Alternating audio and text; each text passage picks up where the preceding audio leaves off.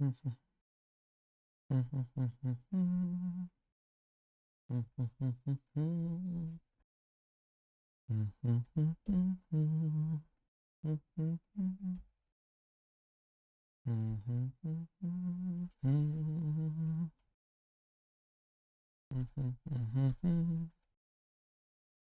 right, I think we're live on both YouTube streams. We should be live on TikTok. Welcome in, friends. Hey, it's been a hot minute since we did a Q&A. We've had some people asking to do a Q&A, and I just haven't really got around to getting one on the schedule. But today is as good as any, being that I'm not going to be on late tonight on the line. And there's some people watching the Super Bowl. In fact, I think most people that would want to come up and do a debate are most likely watching the Super Bowl.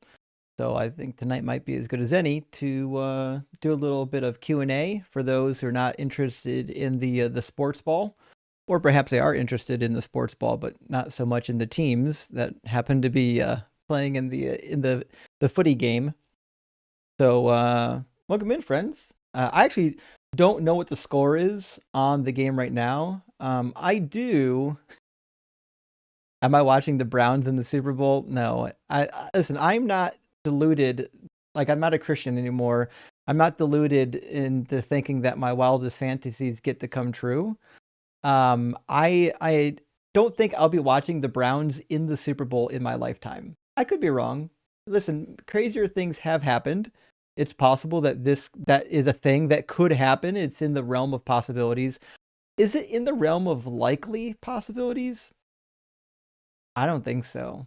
Just to be like completely sure, knowing what I know about the Cleveland Browns, I don't expect to see the Cleveland Browns in the Super Bowl very much. Hardly at all. Okay. Well, friends, we're going to be doing the Q&A tonight a little bit different. In the past, we've done mostly just from the comment section. I'm going to bring up some guests on tonight's Q&A that want to come up. I only ask that you kind of keep it brief. We don't want like long monologues or like super crazy testimonies. We actually don't need any of that. We're just doing question and answer. So if you've got a question, I'd be interested in to engage with the question. So more than happy to do that. Give me 1 second though. I got to do one thing before I forget. I have to add something to my canvas that I forgot to add earlier. 1 second. There we go. I forgot to enable a couple things. We'll get that enabled, and then we're going to add it on the vertical canvas as well. Sorry for the delay here, friends. There we go. Now we should be able to see everything. Okay. I think Adam is going to be our first guest, but we do have a chat from Reverend Nate at the beginning. The seminary educated. I knew a girl like that. Oh, a girl that was seminary educated. I feel like there's you could take that seriously, or you could take it as a dirty joke. I'd be curious to know how you're referring to it, Reverend Nate. But yeah, that is my stat line. That's my credential. Seminary educated, and I enjoyed it. Happy that I did. JM, hey, I really appreciate the $2 super thanks. Although it's, give me 1 second. There we go. Now it's showing. Big W, appreciate supporting the stream, and thanks for hanging out with me. I know a lot of people are going to be watching the Super Bowl, but hey, I'm glad that some of y'all are hanging out here with me. And Dash, thank you for the $5 super chat. Says, where can I read those letters of the Sanhedrin that's supposed to mention Paul? Well, they don't. There's no letters in the Sanhedrin that mention Paul, but you can actually just Google them. They're on the internet, so you can go to Safaria. Let me grab you the website. I'll show you exactly where you need to go. There's a website that I use pretty religiously for accessing Jewish texts. It's Sefaria.org, SEFARIA.org. And you'll have the writings from the Mishnah, Midrash, Talmud, all kinds of Jewish literature. You'll find everything in here. You'll find the writings of the Sanhedrin. I think there are over 100 what we might call books or chapters or tractates. So it's pretty vast. There's actually quite a bit of literature. But is there any mention in the writings of the Sanhedrin about Paul going out to round up Christians? No, no, I'm not aware of any, unless I just overlooked it. I've never found one. Reverend Nate with the clarification says I spelled it. Oh, gotcha. Yeah. Yep. Seminary, not seminary, dude. Yeah, you know what? Listen, sometimes sometimes my mind doesn't catch the dirty jokes. Usually it does. This one it didn't. That was good, Reverend Nate. That was a real joke, a real banger of a joke. Yeah, I did one right there. I gave you a joke right there. All right, let's grab Adam Brown from our guest queue, and we'll keep it rolling. How you doing, Adam? Hey, what's up, man? Not too much. How about you? Just chilling, making some game day food, having a few cold ones or whatever, watching a little football. Can't complain. I wouldn't. Who you rooting for? Dude, I honestly, I used to could tell you every player on every team, where they went to school, what their stats were. This year, I didn't even know who was playing in the Super Bowl until like last week or earlier in the Yeah, week. Like, I can't, work and family, I can't keep up with it, man. Not I like I get it. used to anyway. Yeah, totally get it. I've got two quick questions for. Well, neither one of them are going to be quick on your end, but they'll be quick on my end. Um, I was talking to your favorite person, Constantine, last night that came into Unapologetic today, Oh yeah, it seems and like a lot of people know him. That was my first time running into him. well, it was my first time last night. Him and his goon squad came in my live, and that was an exciting time. I was running the contradiction from Matthew 2 to Luke 2 with Jesus's birth and the timeline, Yeah. where Matthew says Herod and Luke says under the census of Quirinius. Hmm. He brought me to the word prote in Luke because I don't speak Greek, so that's why I'm asking. I talked to Dalton about it and I wanted to get your take on it. He brought me to the word prote in Luke 2, trying to say that it means that this happened before the census of Quirinius, not during the census of Quirinius. No, it certainly. I mean, we can pull up the passage. I've never heard that particular apologetic. But I looked it up earlier, and I don't have it in front of me now, but I saw some places where some other people, I mean, of course, our New Testament scholars have tried to make that apologetic and trying to say that, mhm. like, prote would mean that it was before the census of Quirinius, which could be, I mean, then now you kind of can get around the contradiction because they're saying Luke's just saying everyone knows when the census was, Jesus was born before that, to try to get out of the chronological contradiction there. So there are ways to say before in biblical Greek. Protes is not usually the way you would say before, although it wouldn't be completely out of place. Um, but that's not usually how you would say it. Protes typically you would use as like a cardinal, like first or beginning or the start of something. It's if you want to just say before, there are other words you can use for that. So that's why almost all the translations of this passage are going to say something akin to when the registration first took place or when it began to take place. Especially because the way that it's being used in the sentence is as an adjective.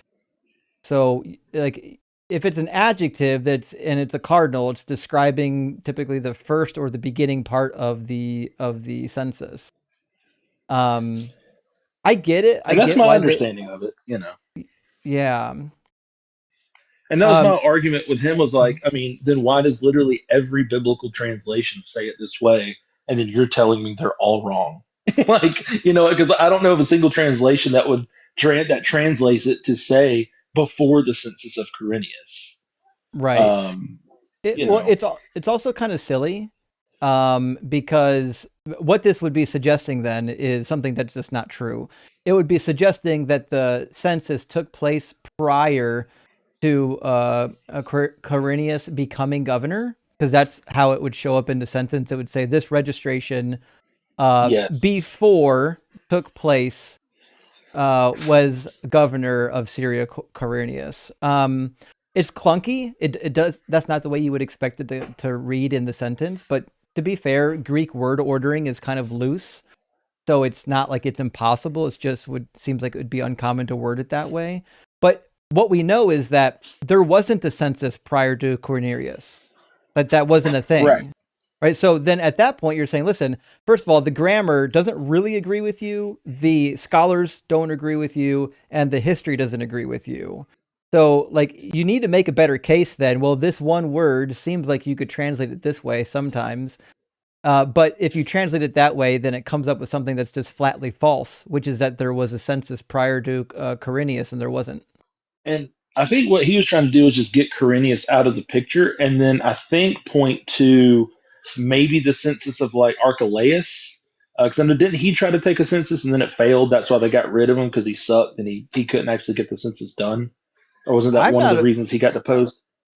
I'm not aware of that being the reason why he was deposed because he couldn't do a census. Like Archelaus, he did assess taxes, but my understanding was the reason why they did another census when Quirinius or when Quirinius, fuck me, I hate that name, Quirinius, when they did the census when he became governor because he assumed a larger territory. They used to have a separation between Syria and Judea. And my Right. understanding is when he became governor, they collapsed two different distinct regions into one region. Okay. Yeah, and like I said, that was my, I mean, understanding of it. And then, like I said, even I think Irenaeus in Book Five even says that like the time of Luke, the census, like Jesus was born during the census of Quirinius, and that's what I was trying to get him to move to, and then he kind of dipped out because he just wanted to get me on Greek grammar because I don't speak Greek. But I I just wanted to make sure I wasn't losing my mind on that one. I mean, I don't know much about this guy. I don't know if he actually reads Greek or if he just reads what other people say about it. But the reality is, like, all you really have to do, like, all he's done is he said, "Look, there's a way to read this that fits my preference." Like, you can easily just go, "Okay, well, none of the scholars agree with you. None of the translations agree with you," and just go to the scholarship and just ask, "Why is it that all of these scholars just happen to disagree with you? Who should I trust? You or all of the scholars that translated this as something different?" And like to be fair, like most likely he'll say something like, "Well, you should believe me because I'm right. I don't care what the scholars say." But the reality is, based on my very limited interaction with this guy, he certainly does care what the scholars have to say. Right. Yeah, and like I said, I would assume he's. I mean, with a name like Constantine, he's probably either Orthodox or Catholics who would also probably care about what the church fathers say. And then he Oh, wouldn't for even let sure. me go to Irenaeus, which is kind of funny. It's pretty wild, Um, actually. one more question: the 7 weeks and the 62 weeks in Daniel 9. You Mhm. would say that starts in like roughly 605, right? Oh, it's required to start in 605. You could push it down to like 587, but the reality is the chapter doesn't make any sense unless it starts at the beginning of their suffering because the 490 weeks or the 490 days is the amount of time that the devastation of Jerusalem needs to happen before it's completed. And you'll find that in chapter or in verse like 2, 3, and 4. So Daniel is praying in about 522. And he says, I perceived in the books of the number of years that according to the word of the Lord to the prophet Jeremiah must be fulfilled the devastation of Jerusalem, namely 70 years. So he's saying, listen, the devastation of Jerusalem is supposed to be 70 years. So what the fuck gives? It's been 70 years. And then he figures out, oh yeah, because the curse written in the law of Moses has come upon us. Well, that curse is just that your punishment will last 7 times. So that means 70 times 7 for their punishment. So Right. whatever you think the 490 years is, it has to start at the beginning of their punishment. Yeah, that's what I was thinking. Because it couldn't start at this the decree to rebuild the temple, like the argument that likes to be given, because then that's stupid. Because it wouldn't make sense that you've already got the 70 years you're supposed to be in punishment, and the multiplication of seven would be an extension of that 70, not Right. some reworking of like a new 490 timeline. So when it says this, the 7 weeks and then the 62 weeks, and then you have the 1 week in the middle, that would basically combine itself to land you at Onias III, right? Yeah, it depends on how you count. So a lot of scholars have noted that if you count the first week concurrently with the 62, then it lands you at 171 when Onias III was murdered. And given the clunky wording where it says 7 it'd be 1 week and then 62 weeks. It doesn't actually say and then in the Hebrew.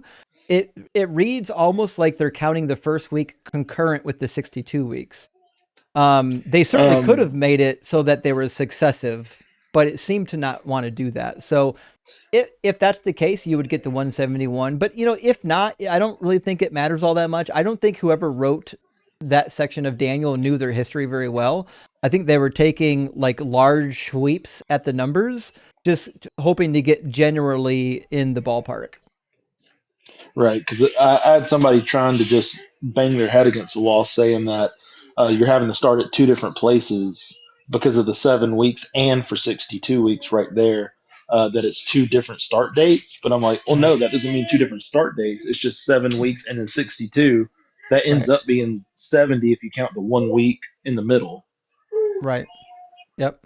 So, And then okay. also, if like they want to push this narrative that it must be about a decree, well, the decree of Cyrus makes way more sense. Isaiah says twice that Cyrus is going to rebuild the city and the temple. And if you read the decree given in the Bible and the decree given by Josephus, he does in fact give commands and funds to build the city and to rebuild the temple. And so there's no reason why we would take that decree and say, no, that's not the one. It's this weird letter that was given to Nehemiah. The letter of Nehemiah isn't a decree. It's just a letter that granting him right of passage and a little bit of funds to rebuild a small section of the wall. That's it. Like it's not. It doesn't match what it says in Daniel.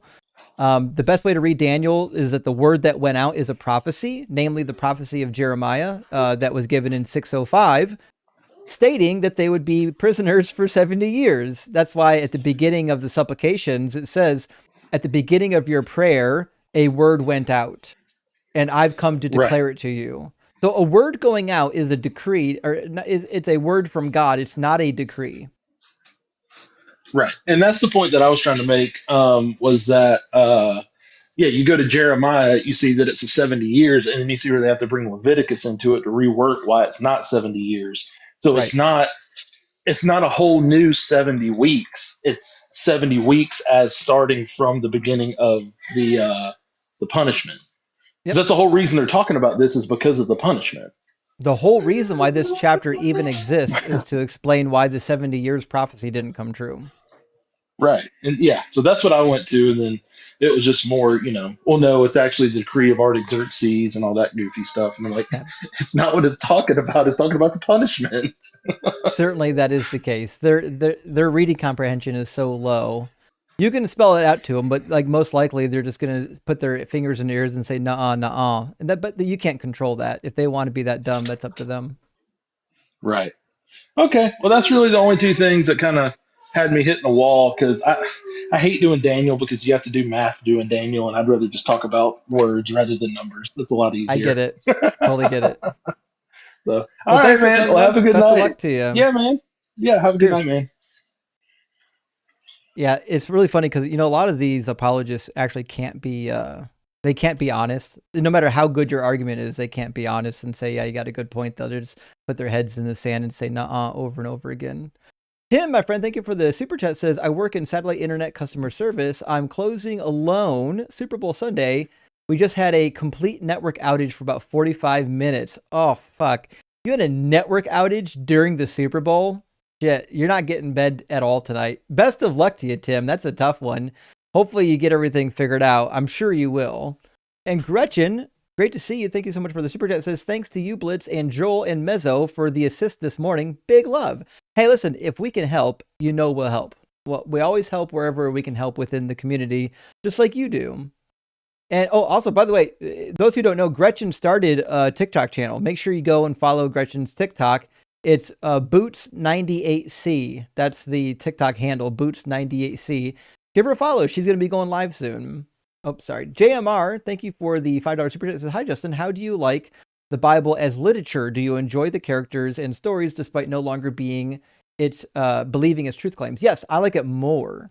In fact, I say this a lot in the Bible study I've been doing with Sarah. It's way more fun to read the Bible for what it is just a piece of historical or quasi-historical literature and also mythological stories, is way more fun as a piece of literature like that than it is a holy book. As a holy book, it sucks. Because you have to go back behind it. Every time you read some bullshit, you got to go back behind it and make excuses for it. As an atheist, you don't got to do that. You can just say, hey, it means what it says, and what it says is awful. Giant Joshua says, fix the name, oxymoron joke from Robot Chicken ages ago. You know what? That's one movie I never saw. Like, I always planned to watch it. I just never got around to. Maybe on my next vacation week, I'll get around to actually watching it. We'll see. To love your work love your work in this space. I hope to start my own show someday when I have more time. Well, Giant Joshua, I would certainly be rooting for you if you start your own channel. Let me know. We'll give some people. We'll tell everybody about it. Give some people to start with. But yeah, I really appreciate you watching.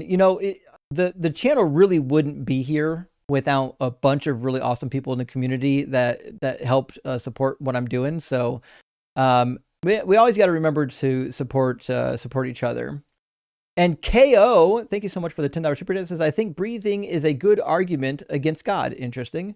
Making that a need caused untold suffering through history. Breathing is before the fall, so that isn't an excuse, any Christian justification. So I guess what you're saying is the fact that breathing can fail is a problem.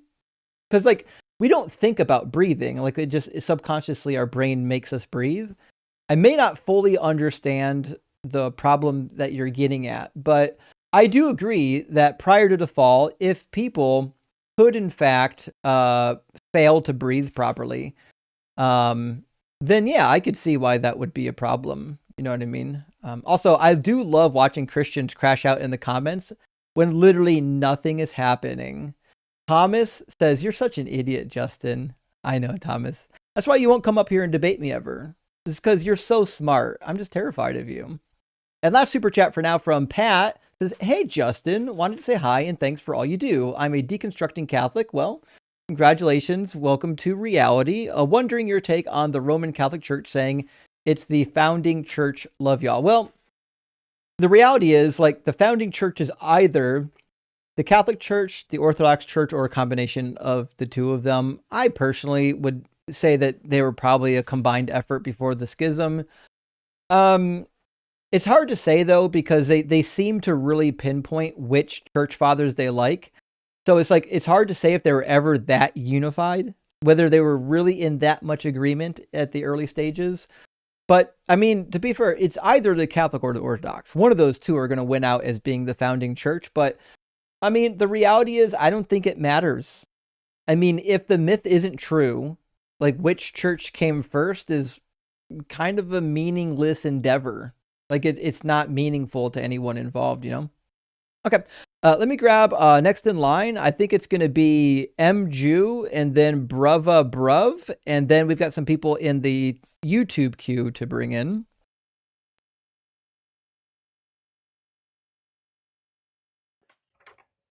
Welcome in, MJu. How you doing? Yeah. Oh, okay. I can hear you. This is my first time on TikTok, so I wasn't sure if this would work or not. I am 51 and atheist. I've been waiting for one of these Q&As because I wanted to run something by you. Sure. So, I believe it's Paul's letters to the church in Corinthians. In 1 Corinthians 11:1, Paul tells the church to be imitators of Christ, sign of Christ. Mm-hmm. And in 2 Corinthians 11:1, which is actually my favorite Bible verse, he tells them, I wish you would put up with a little of my foolishness. Yeah, you do put up with me. And it seems to be he's telling the church that Christ is foolish. At least that's my take of reading it. And you being the scholar, I'd be happy to hang up and listen to your take. I appreciate it. Sure thing. Well, let's read a couple verses here and see what exactly it's saying. 1 Corinthians 11 is kind of a famous passage talking about the women and the head coverings. I guess I've never heard it in parallel with 2 Corinthians 11, so let's pull it up and throw it on the board. Okay, and he already dropped. That's fine. We'll get it read up in here. Okay, it says, I wish you would put up with me in a little foolishness. Yes, do put up with me. I feel a divine jealousy for you, for I promised you in marriage to one husband to present you as a chaste virgin to Christ, but I am afraid that as the serpent deceived Eve by its cunning, your thoughts will be led astray from a sincere and pure devotion to Christ. I'm not entirely sure I know where the foolishness comes in at just yet in this passage. For if someone comes and proclaims another Jesus than the one we proclaimed, or if we receive a different spirit from the one you received, or a different gospel from the one you accepted, you put up with it readily enough. Yeah, okay, fair enough. So he's saying if there's some disagreement, you guys put up with the disagreement very well. I think that I am not in the least inferior to these super apostles. Oh, now he's always comparing himself to the apostles. Paul is. He's so insecure. Even if I am untrained in speech, I certainly am not with respect to knowledge. Certainly in every way and in all things, we have made this evident to you. So I guess I don't know what the foolish part is. Let me see what he was trying to get at with 1 Corinthians 11:1. Just says, I commend you because you remember me in everything and maintain the traditions just as I handed them to you. But I want you to understand that Christ is the head of every man, and man is the head of every woman, and God is the head of Christ. Yeah, I mean that is the case. I guess I hate to give such an unsatisfactory answer, but I don't really understand the question. And you already dropped down, so I can't really get clarification on it.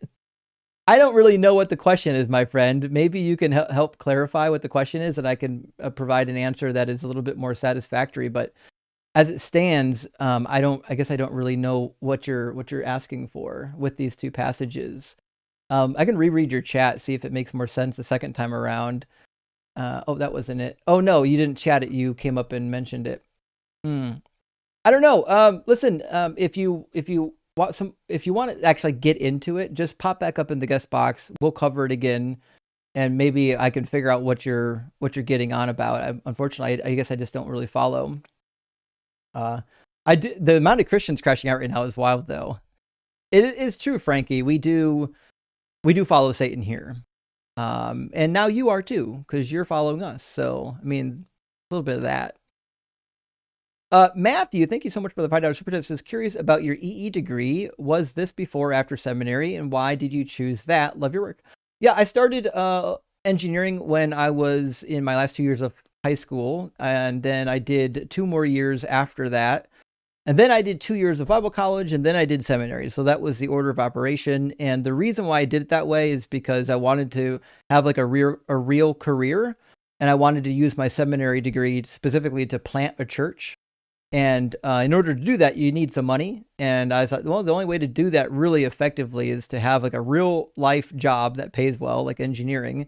And then I can work on the side to either plant a church or to rebuild a church and eventually move from engineering into pastoral ministry. Most people who go to school for ministry never end up in full-time ministry. There's so high of a need, but the need is never as high as the number of pastors out there. There's a ton of pastors on the market that can't get jobs. It's kind of one of those situations where there's a oversaturation of educated pastors. And surprisingly, still about 40% of churches in America have a pastor that is entirely uneducated, which is crazy.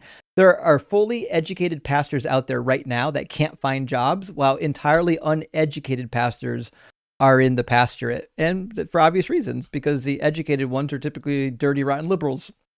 So what are you going to do? You can't hire the dirty, rotten liberal pastor, you know? Nikosi says, why shouldn't I believe Jeremiah 31:33 isn't the new covenant? I guess it is. I don't understand the question. I've never claimed that it's not. What I'm saying is that the new covenant in Jeremiah 31 is not the new covenant of the New Testament. So, and it's also true that the word you find here for new covenant also can just be used to say renew, like the renewed covenant. You would use the same word either way.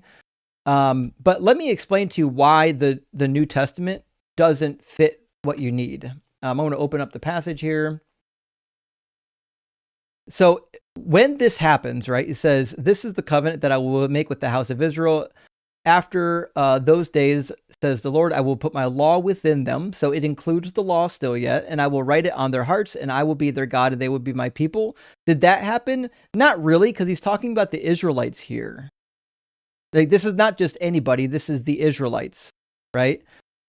It says, the days are surely coming, says the Lord, when I will make a new covenant or a renewed covenant with the house of Israel and the house of Judah. So this is something happening between God and the two houses of the Israelites. This is not about the nations. This is not about Gentiles. And then he goes in even further. He says, when this happens, no longer shall they teach one another or say to each other, know the Lord, for they shall all know me, from the least of them to the greatest, says the Lord. So when this happens, when Jeremiah 31 happens, a couple things are going to be true. All of the Jewish people will be reunited. They'll be brought back to the land, and every single one of them will know the Lord. And they will, in fact, have a renewed covenant with the Lord. So this is not about anything Jesus did. Nothing in Jeremiah 31 was fulfilled in Jesus. Nothing at all. That's just, them's is the cold, hard facts. And Yoda, thank you for the additional question, says, what is it called when you think there's a creator but not a God? More like, we're in forgotten ant farm. Someone, something made the universe, then forgot or just didn't care. What is it? So typically we refer to that as deism. Like there's a God out there that kind of like poofed everything into existence and then fucked off. Deism works good for that. If you want to have a little bit of fun, you can say that it was created by God, but the God-eating penguin ate him and now he doesn't exist anymore. You could also say there's the self-destructing creation unicorn. The self-destructing creation unicorn only has one job. It creates and then it self-destructs. Like there's so many things you can do to get to the creation of something from nothing, but then still account for the fact that everything's fucked up. Those are a couple of the ways. And also for the follow-up question, Yoda, I appreciate that. Big W says, imagine a being of some sort just walking around in their realm and they accidentally drop something, then boom, that starts our universe. The being just keeps on walking. What would that belief be called? Rock hard for Doug and fuck ice. Big W. So like an accidental creation, like the God's realm is so powerful that they like trip and fall and knock something over and it creates this kind of like, you can knock over like a jar of honey and before you know it, you've got like a new ant colony or something like that. So is there a name for that? Like an accidental creative act? I don't know. I can't say that I've ever heard of anything for that. Let me see. I bet ChatGPT might know. If it doesn't know an answer to this, it might actually be able to make something up for us.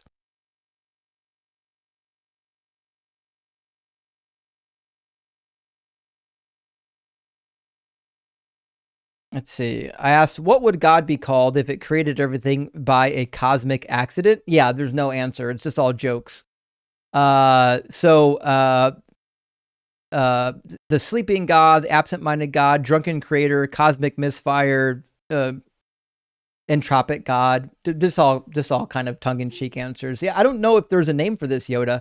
I mean, it feels like there should be a name for it, but I've never heard of it. All right, this is gonna be our last super chat before we get back to the audio guests.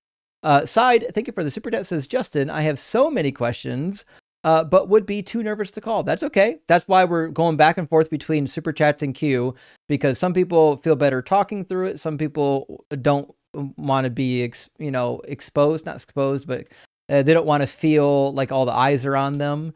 Says, I have so many questions, too nervous to call. Explain how Christians think their morals are correct and atheists have no morals. I find it to be opposite. It is opposite. And I'll tell you what happened is they were tricked by C.S. Lewis into thinking that they have objective morals. There's kind of two ways to do this. You could say that morals are objective and they're written on our heart. But the problem with that is that morals can't be subjective because Christians believe that morals come from their God. If their God determined what is moral and what is immoral, then what that means is that they're subjective. It's just that the mind that they're subject to is the mind of God rather than the mind of men. Now, something being subject to the mind of God still doesn't make it objective to us. Like something that exists objective is entirely independent of any and all minds. You can't special plead for God's mind to be the only exception. The other thing is, they've been told by the philosophers that atheists don't have objective morals, therefore they should never be allowed to make moral claims, because they want to press on you every moral claim needs morals to be objective, or else it's just someone's opinion. Well, newsflash, it is just fucking someone's opinion. Until you can demonstrate that morals are objective, which they'll never be able to do, the best you can ever do is say, yes, this moral claim is my opinion. We can debate about whether or not you think it's good or whether or not you think it's bad, but it's never going to be objective. And your moral claims are never going to be objective either. While it does suck that we cannot appeal to some objective moral fact, as far as I can tell, just because that thing, it sucks, in no way has anything to do with whether or not there are or are not objective morals. So that's what I would say to them. And if you want further, tell them to go read about the Euthyphro dilemma that Plato wrote about. Plato already answered this question about whether or not morals are objective or not objective. Well, he didn't answer whether or not they are objective or not objective. He did give you the prerequisites you need to have the debate of, like, what does it mean for them to be objective? Do the gods issue commands because those commands are already objectively moral, which means they exist independent of the gods?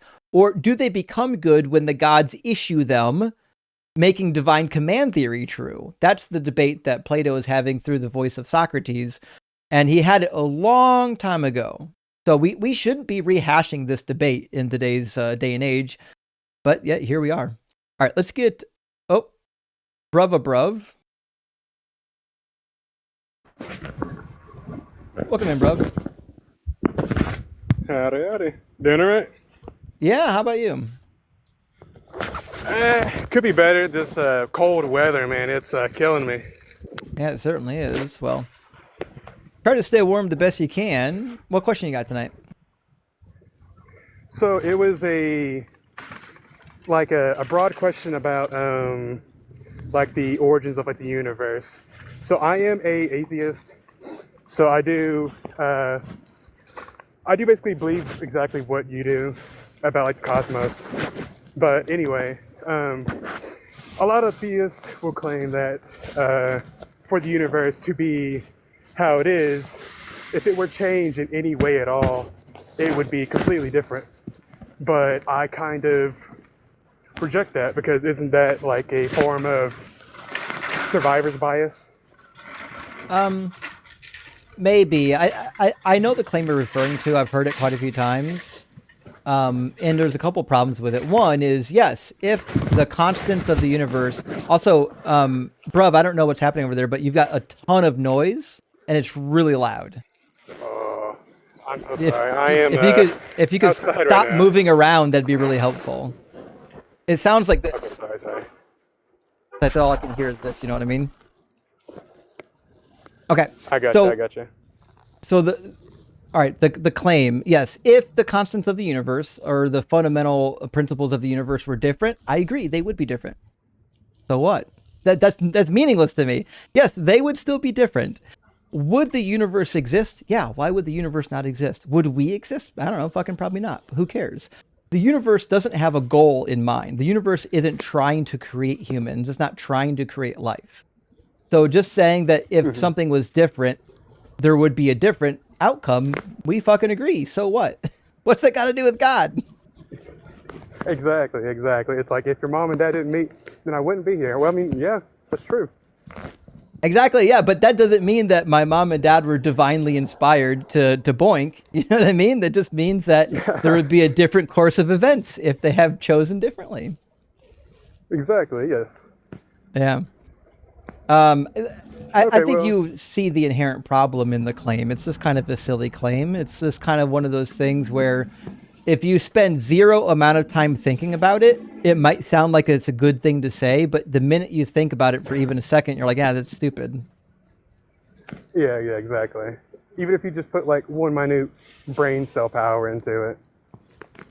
Yeah, it doesn't take much. It's surprising how many claims from apologists immediately fall apart the second you just ask one question. Exactly, yes. But I'm going to go ahead and get off here. I think I'm being a little bit too loud still, so. It got better since you stopped moving around, but we can still hear it a little bit. Okay. Hey, thanks for coming up, friend. All right, though. No worries. Bye-bye. Cheers, bud. Cheers. I have no idea what's happening over there, but it sounds like the phone was in his pocket, and he was like moving around with the phone in his pocket. I couldn't quite grasp what was happening. All right, friends, we're going to grab a couple people from our YouTube queue. Gavin was in the queue first, so let's grab Gavin. Welcome in, Gavin. Hey, Justin, how you doing? Good. How you doing? I'm good. So I discovered your channel about 2 months ago, roughly around 2 months ago, and I before that, I've been familiar with Christianity for a long time, and your channel pretty much helped me deconstruct, and I just want to thank you for that. So, hey, man, happy to help. Yeah, absolutely. So I had a question that's been on my mind a little bit. I've been trying to find an answer, but it's been a little difficult. So the first question is, why did Jesus go out of his way to be tortured to death, if that's actually the context of what happened? Because he did predict his death a few times in Matthew. Supposedly that's what it says. So I was wondering about that. Yeah, so I think there's the two questions we need to ask preliminarily, which is, do we believe that Jesus knew he was going to die? I think he did. I think he probably did think that he needed to die. By the time we already get to Jesus, we do have some people within the Jewish community with the idea that the Messiah does need to suffer. Like, there were certainly people who believed that. Even in the Dead Sea Scrolls, you can see like the supposed teacher of righteousness, basically, I wouldn't say boast, but I mean, pretty close to boasting about the suffering, fulfilling scripture, right? So there certainly was an idea that possibly they must die. Now, is there a belief in this early form of Christianity that the Messiah would die and rise again? It's hard to say, because his disciples are like, what are you talking about? Every time Jesus is like, well, I have to be drugged before the priests and the Pharisees and whatnot, and I'm going to have to, be killed and rise on the third day. They're like, oh, God forbid. No, don't do that. Right. So it's not entirely clear that his disciples were on board with this. But if Jesus truly believed he was the Messiah, and if he truly believed that the Messiah needed to die before they usher in the end of the age, then you can certainly make a case that Jesus was delusional. Just like, you've probably heard me talk about Jerusalem syndrome. Every year, about 100 people are hospitalized with Jerusalem syndrome. They take a pilgrimage over to Jerusalem, and they're so overcome by the spiritual fervor that they begin to enter psychotic modes where they believe that they are the reincarnation of Jesus and that they are the second coming, and then they get hospitalized. Was Jesus one of these people that grew up in a hyper-religious, fundamentalistic state that caused his particular brain to be convinced through some sort of manic or psychotic episode that he was the Messiah? Sure. I actually knew a guy, or I apologize, I knew his wife. She was a friend of mine, who unfortunately a couple years ago, probably 6 years ago now, committed suicide during a psychotic break. And he wasn't even religious, but every time he stopped taking his medication and he started to have these psychotic breaks, he became hyper-religious, thinking that he was Jesus.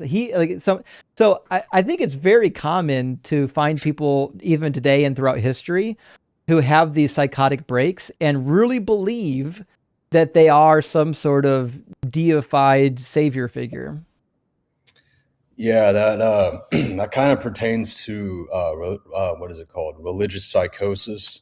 I've kind of looked into that a little bit, and I can definitely see that being real.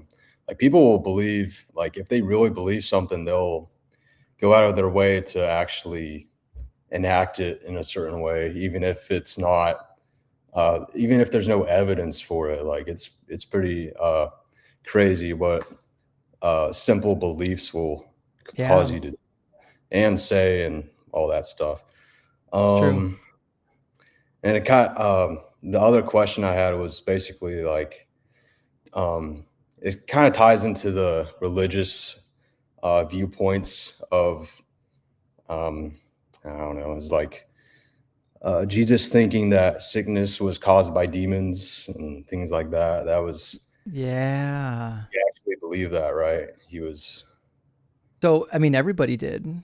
In fact, if you want kind of like a window into the ancient world on how they understood these unclean spirits, I'm going to put a book recommendation up on the screen real quick. I like there's a lot of books that have been written on this. This is really short, and it's not really topical. It's more like first-hand primary resources. Let me find it. I know, I see a kitty. All right, so it's a 2-volume series, and you can get them both on archive.org for free. They're in the open domain now. And the books are really super interesting. It's called The Devils and Spirits of Babylonia. And there's going to be a volume 1 and a volume 2. And what you'll discover in here, they've got some incantations against unclean spirits. And you'll also discover that during the incantation, there's like these descriptions of the unclean spirits. So as part of their ritual text, they did enough describing of the unclean spirits that you kind of get an idea of what they believed about them. And it just so happens that this is what everybody in the ancient world believed. The Jews, the Egyptians, all of them believed, because they didn't know about germs, like you said, right? So it must be something immaterial and unseen, like a spirit, like a malevolent like spirit. like a virus. Exactly, yeah. Because if you don't know, you don't know. No, yeah, that's I can't imagine what it'd be like to live like that. Right. Yeah. Not knowing. That's pretty crazy. And there's all kinds of entities in the ancient world that they thought existed, causing problems. So one of them, a really famous one, is called the tooth worm. So they believed that tooth pain was caused by like a super microscopic worm. The irony of ironies is that they're not terribly far off. I think the closest they ever get in the ancient world to a germ is the microscopic worm. But they just thought that because you got holes in your teeth, then that could only be caused by a worm, because worms burrow. It's kind of like yeah. Like an irrational fear. Mm-hmm. Yep. So So yeah, don't know something, you kind of fill in the gaps in your own head, and it can be quite wild. yeah. I mean, people in the ancient world, I mean, they were just they weren't stupid. They were just dealing with the information that they have. We have more information now. It just so happens, though, that Jesus agrees with them, which is a problem if Jesus is God. Absolutely, I agree with that. So I think a big deal with religion and Christianity for me was the good things that are mentioned in the Bible. If you know what I mean. So what I'm trying to say is, like, I think it's deceptive in a way where it's like saying, like, I don't know, like, love your neighbor. People also would always talk about that, and like that must mean the Bible's good. It's kind of like a way to associate with it, if that makes sense. Yeah, I mean, I could definitely see wanting to identify with some of the good parts of the Bible, but I think a lot of people that are doing this, like if you're not a Christian, or if somebody you know is not a Christian, and they're trying to say, well, the Bible's got this good stuff in it, typically that's a form of like them just trying to keep the peace and trying to fit in. I think if you press them like one-on-one alone on some of the nonsense of the Bible, you could probably get them pretty easily to admit that the Bible's bullshit and full of horrific practices. But in public, surrounded by Christians, some people feel that social pressure to find some point of agreement. Yeah, absolutely. And I don't know, church is probably not a good place to go to anymore. Not, I mean, I wouldn't. I Mhm. I knew in the military they have these people called chaplain assistants. Mhm. It's probably like the most um how do I say this? It's not necessarily an easy job, but it's bullshit. You get paid for it Yeah. to Yeah. lie. Yeah, So basically. uh, it was pretty crazy. But anyway, I wanted to get to the next topic. So, do you think anything supernatural exists, No, like ghosts nothing. or entities or anything like Nope. any paranormal activity that ever No, crossed your mind? nothing. Never questioned it? I don't know what you mean by never. I mean, do I question it today? No, I have zero belief in any of these entities. When I was deconstructing, it crossed my mind, but not anymore. Okay. That's about all I have. Okay. Well, it's good to hear from you, Gavin. Best of luck on your deconstruction journey. The journey is just as fun as the destination, so try to enjoy all your learning. Yeah, thank you very much. Sure Have a good thing. night. All right. Cheers. FW. Always love to hear people that have worked through the deconstruction. It's difficult, but it's so worthwhile to do it, you know? Alex, my friend, thank you so much for the $50 super chat. That is a huge piece of support for the channel. Says, hey, Justin, so in 2 Kings, where Elijah was ascended in heaven, oh yeah, chapter 2, I heard someone say that the Hebrew actually means that they were floating? No, get the fuck out of here. Somebody said that. I will almost guarantee that the word they used is some form of a law, which means to go up, but we'll check it. Says that means floating and not actually in heaven. What do I say that I'm trying to show my ultra religious coworker the truth? I mean, I would take them to like a. I hate using like websites like Blue Letter Bible or Bible Gateway or Bible Hub, but for what we're doing right here, I think this will be just fine. Take them to 2 Kings chapter 2. I think it's verse 11 is what we're looking for. Let me double check. I'll put it up on the screen. And I would just take them to the dictionary. Easy enough. I mean, there's a lot of arguments that get settled just by going to a dictionary. All right, I think we're in verse 11 for that, right? Let's see. Yep, went up. Okay, chariot of fire. And yep.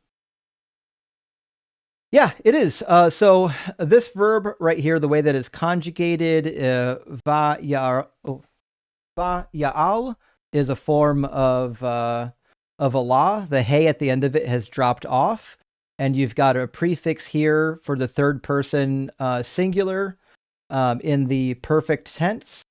And so if you go to the actual dictionary entry of that word, you'll find Allah, which is what I assumed it would mean. If you go down to the lexicon in the Brown Driver Briggs, it means to go up or to ascend, or that's it. Doesn't say anything about floating. If it was going to say floating, you would expect a word like mirakefet. Mirakefet is a popular word that refers to hovering. So, for example, in Genesis, when it says that the Spirit was brooding over the waters of the deep, you find that participle, the hifil participle form, mirakefet. And that's what I would expect if hovering was in the text, but we don't have that in the text. So yeah. In fact, you could even take them to the passage. Hold on, take them to the passage and then to the dictionary and just say, this is the word that you should expect. Here's mirakefet, and the root word should be rakaf, if I remember correctly. Yeah, the root word is rakaf, and this means to flutter, to move, or to shake, but depending on the verb, it can also mean to hover or to brood, depending on how it's conjugated. So in the PL form, in the intensive form, it means to hover. So I would just tell them, listen, the word we would expect for hover doesn't show up in the passage. the word that we would expect for ascend does show up in the passage. So to me, I just think it's a pretty open and shut case. It's an interesting hermeneutic, though, or apologetic. I've never heard that one. Never. I wonder who came up with that, because that is a terrible one. Yoda, thank you for the additional super chat. It says, and on this day, the first church of accidentalism was created. Indeed. Birthed from the teachings of the rock prophet Justin. All are welcome. It was an accident. We might as well make the best of it. Indeed. Friends, we are a cosmic stardust accident. We are like the flecks of dirt on the bottom of somebody else's shoe that'll get flicked off. And it doesn't matter. That test you failed, that ball game you lost, none of that matters. It's not going to matter. No one cares. But you know what does matter? You're alive now, and you can enjoy this fucking experience. It might not matter to some others, but it matters to you. So do yourself a favor and try to enjoy being alive. You owe it to yourself. And Hiding Private, thank you for the super chat, says, hey, Justin, since you don't seem to mind, I'd love to get your eyes on my efforts. I dropped a 1-hour prosperity gospel debunk, and I'm trying to shift into the community. Love ya. Rock hard for Doug. Well, listen, I would love it. One of my favorite topics, even as a Christian, was bashing on the prosperity gospel goofballs that are taking advantage of the poorest people in society. Send me the video. I'm more than happy to watch it and to share it with friends. Big W for getting into the fight and trying to fight the good fight, my friend. And also Meg, good to see you tonight, says, have never heard a satisfactory explanation for why Abraham wasn't sent to hell for lying about Sarah. Lying is a sin, sin equals hell. So Meg, this is very good. So in the Hebrew Bible, you don't go to hell for committing a sin. In fact, hell is basically Sheol, and everybody goes to Sheol. So the fact that Abraham was destined to Sheol doesn't actually say anything about his righteousness or his salvation. The reality is this idea of afterlife or a resurrection of the dead was the earliest formation of getting out of hell, right? It wasn't that there was a heaven or a hell. It was that everybody went to Sheol. But at the end of days, the truly righteous people would be resurrected out of Sheol. But this idea of hell being this fiery abode where people are tortured for all of eternity because they committed one sin, that's not in the Hebrew Bible, unfortunately. That's something that you have to add into it to find it. You have to take that from the New Testament and superimpose it on the Old Testament. It's not actually there. So hopefully that helps. Also, while lying we typically treat as a sin, I would point this out. I don't think it's a sin in the Hebrew Bible. I don't see anything in the Hebrew Bible that would cause one to believe that merely lying is a sin. It seems to be something that the New Testament gets at, but not the Old Testament. In fact, God rewards people for lying in the Hebrew Bible. So I actually don't think the God of the Old Testament cared if you sinned or if you lied, as long as you're doing it for a good cause. And BD says, are there Christians who know as much as you? Fuck it. Yes, there are. There absolutely are Christians that know as much and more than I do. The problem is most of them agree with me. So that's why you don't see them out here debating me, because they fucking agree with me. All of my opinions, all of my thoughts and musings on the scriptures were not my invention. Like, these are things that scholars have been debating for a long time. Everything that I tell you on this live stream and other live streams, I can find you in the scholarship where that opinion was became popularized. So yes, there are a lot of Christians that know way more than I do. It just happens to be that they're not really my opposition. And Philo, thank you for the $10 super chat, says, yeah, I'm morally superior because I get my objective morals from a being that demands I unalive for wearing a polycotton shirt. Diamond cutter for Doug. Indeed. Listen, if I don't have morals because I refuse to worship a sky carcass that demands the killing of infants, women, and children in war and allows for the raping and murdering of women, I guess I just don't have morals then. I'll live with that. I'm okay with that. I'll be without morals. I don't need those morals. And Cryo, thank you for the super chat, says, I was talking to a Christian about the punishment of David's adultery with Bathsheba, and they told me David's wives got punished because having multiple wives is a sin. Thoughts? Well, kind of. Having multiple wives is not a sin. There's only one prerequisite for kings. God says in Samuel, when he's giving the warnings for the kings. It says that kings should not multiply their wives. This is actually a Hebrew idiom. To multiply something typically means to have lots of it, right?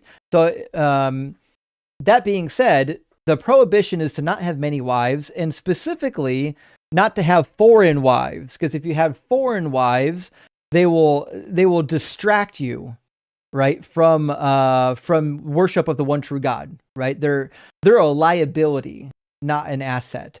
And so that's why you've got the prohibition against the multiplicity of wives. But that being said, most of David's wives, while they may have been Jewish, they have no choice in the matter. If the king comes to you and says, "You're my next bride," first of all, they haven't done anything wrong. And second of all, what are they going to do? Say no? Like, do you honestly think if when a king comes to your door and says, "You're the one I'm marrying next," do you really have the option of saying no? Come on. Let's be honest. There's no real consent there. It's not the case. So that's what I would say. And even if the women did do something wrong, marrying somebody who shouldn't have that many wives, that in itself is not worthy of being fucking raped. That's horrific. Absolutely horrific. If that's the case, then which crimes are worthy of rape and which ones aren't? Because now it seems like any crime you commit, you should get raped. Like, just what a nonsensical apologetic position. I wish Christians would think about these arguments. All right, last super chat. I want to get our next guest in here, which I believe is going to be Reckless Religion and then Gummy. President Christopher says, "Wild Man Chris here." Oh, Wild Man Chris, good to see you again. We do need to have a word. I appreciate the $10 super chat though. It says, "Can we live stream in the near future explaining how I believe Trinity is? I know you don't believe. I just want a dialogue. Y'all can roast me afterwards and ask my questions." Well, Chris, I would have said yes 9 times out of 10 until you said that you wanted to murder Matt Dillahunty.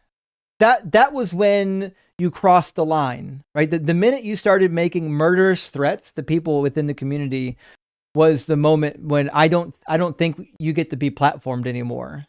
And I get it. My heart goes out to you. I know your situation and I get it. I know you're in a tough spot in life, but I have to be careful about who gets platformed on my channel, and I cannot platform people that promote violence. That's where I'm at. Sorry about that, man. All right, let's get Gummy in here from the TikTok queue.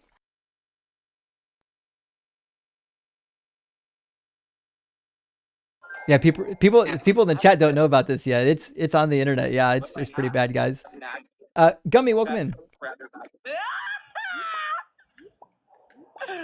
Oh my god. I can friend someone right now, bitch. Hey Gummy? Oh, hi. How you doing? Sorry, Okay. I had a question. I wondered if you could talk more about Black Hebrew Israelites. You mention them sometimes, but you never really go in depth because there are very few of them. Could you explain what that is? Okay, so the Black Hebrew Israelite is a group of people who really think that the black race is truly the true Israelites. And there's a couple ways that they come about this conclusion. The first and most popular method is they look at the blessings and curses in Deuteronomy 28 through 30, and they say, look at these curses that God told the Israelites that they're going to experience. These are all things that we went through. And they're like, oh, we must be Israelites, which is a terrible, terrible misuse of a text. Also, if you just read chapter 28, it's clear that a bunch of the stuff in there never happened to them. The other thing that they'll do is they'll say, look, we know that a bunch of Jews came down into Africa at some point, and they must have stayed there and repopulated. There's a really strong tradition that they descended down into Ethiopia and planted roots down there. And then there's also a tradition in West Africa. And so what they'll say is, well, listen, it turns out that our DNA, because the Jews came down here and settled down here, is of Jewish descent. And we're the remnants of that. Well, unfortunately, our DNA, the DNA evidence that we have demonstrates that that's not the case, that the DNA the human DNA started in Africa and then left Africa, not the other way around. It didn't start in Africa, go to the Levant, and then come back to Africa. That's not the route that it took, right? So the DNA evidence is against them, but those are kind of the two things they're going to tell you that will try to convince you that they are actually Hebrew Israelites. And my take on it is I get it. If you are of the African American descent, like the entire world has been shitting on you for a long time. The Arabs enslaved you, the Europeans and other Americans enslaved you. We came in and took all your fucking resources. Like, I can totally understand why you would come upon this idea, like, oh, actually, it's not that the world fucked us up that bad. It's that God was punishing us because we're actually special, right? So I feel like it's one way for them to kind of reclaim this feeling of being unique and special and having a place in the world, despite the horrific stuff that has happened to the African American people. But that's just my take on it. I'm sure some people might have a different take. There's a guy in our community named Sebastian Cole. Nowadays, he goes by Pinkbeard. This is a topic that he really gets into. In fact, in the past, when I've had Black Hebrew Israelites up here, I've tried to get Sebastian up here with me so that he can talk to the subject. But yeah, that's my take on it. That's kind of that's how I've experienced it so far. Okay, thank you. That kind of explains a lot. This sounds unrelated, but can you be a Black Hebrew Israelite and also be a Muslim? It is possible. There's a way forward for that. I think it's silly, because if you're a Black Hebrew Israelite, presumably you believe that the Old Testament God is real and that the teachings of the Old Testament are real. But if to be a Muslim, you have to also believe that the Hebrew Bible was corrupted and it's not really true anymore. So you do have to grab onto two competing religions for that to work. They don't really marry each other. So it depends. If you don't really know anything about the Hebrew Bible and you don't really know anything about the Quran, you could theoretically become a Black Hebrew Israelite Quran follower. I've met only one of them ever. And I do have it clipped on my live stream or on my main channel. Really? But I've Which only met one? one of them ever. Let me see if I Do can you? find it. I'm sorry. I ask you this because the ideologies of Black Hebrew Israelites sounds exactly what my mother believes, but she's also a Muslim. And then every time I ask her, like, I talk about her religion, she denies that it's a religion. She says, no, it's not a religion, it's a lifestyle. I'm one of the followers. I'm Islamic. I follow the Nation of Islam, but I'm not. She Ah, doesn't associate with those other people. She goes to specific mosques that have those specific beliefs yeah. about. I don't Uh, understand any of it. It's like she like doesn't want to tell me. She'll never call herself a Black Hebrew Israelite right. or anything. The Nation of Islam is like a super heretical sect of Islam. Like if you talk to anybody in mainline, like in like the mainline Islamic religion, they're going to tell you that if you're part of that cult, that you have nothing to do with Islam. It's kind of like people that are like Mormon. Like if you ask a Christian, are the Mormons Christian? They're like, fuck no, they're not Christian. If you ask a Muslim if the, I'm sorry, I forgot the name of it. It was just in my head. Uh, what do you call it again? Uh, what was I Islamic saying? The Nation of Islam? Islamic Brotherhood or the Nation of Islam. Sorry, yeah. If you Yeah. ask somebody, if you ask a Muslim about the Nation of Islam, they're going to tell you that it's like their equivalent of the like the Book of Mormon or the Mormon doctrine. All right, so the video that you want on my main channel is just says a Quran believing BHI goes manic trying to prove Jesus is the Messiah. This is the only Black Hebrew Israelite I've ever talked to that believes in the Quran, and we didn't get to talk about it that much, to be honest. Oh, okay. Thank you. Yeah, no problem. Great help. Okay. Okay, that was it. Bye. Thank you. Cheers. Man, imagine being in a family where they believe all that kind of nonsense, where you've got like all these, they're not just in one cult. They're not just in one crazy cult. They're in two crazy cults. What a mess. What an absolute mess. Yoda coming in again with an additional question. Thank you. Says, what's the apologetic to get around the test for an unfaithful wife, aka the abortion miscarriage ritual in Numbers 5:11 through 31? How can I counter that apologetic? Stay accidental, my friends.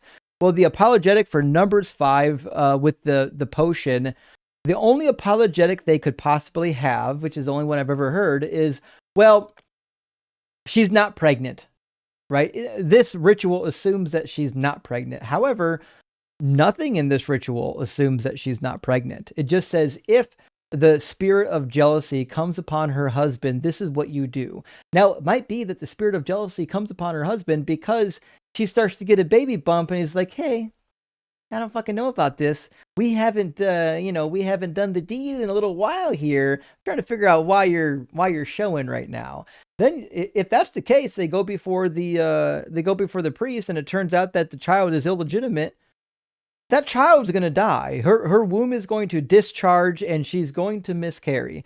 Now, there is a case to be made that in the original text, it doesn't necessarily mean that she's going to miscarriage. There's a way of reading it if you ignore parts of it. There's a way of reading it to say that she just won't conceive. But it doesn't actually address the problem as to whether or not she had already conceived when she got there, right?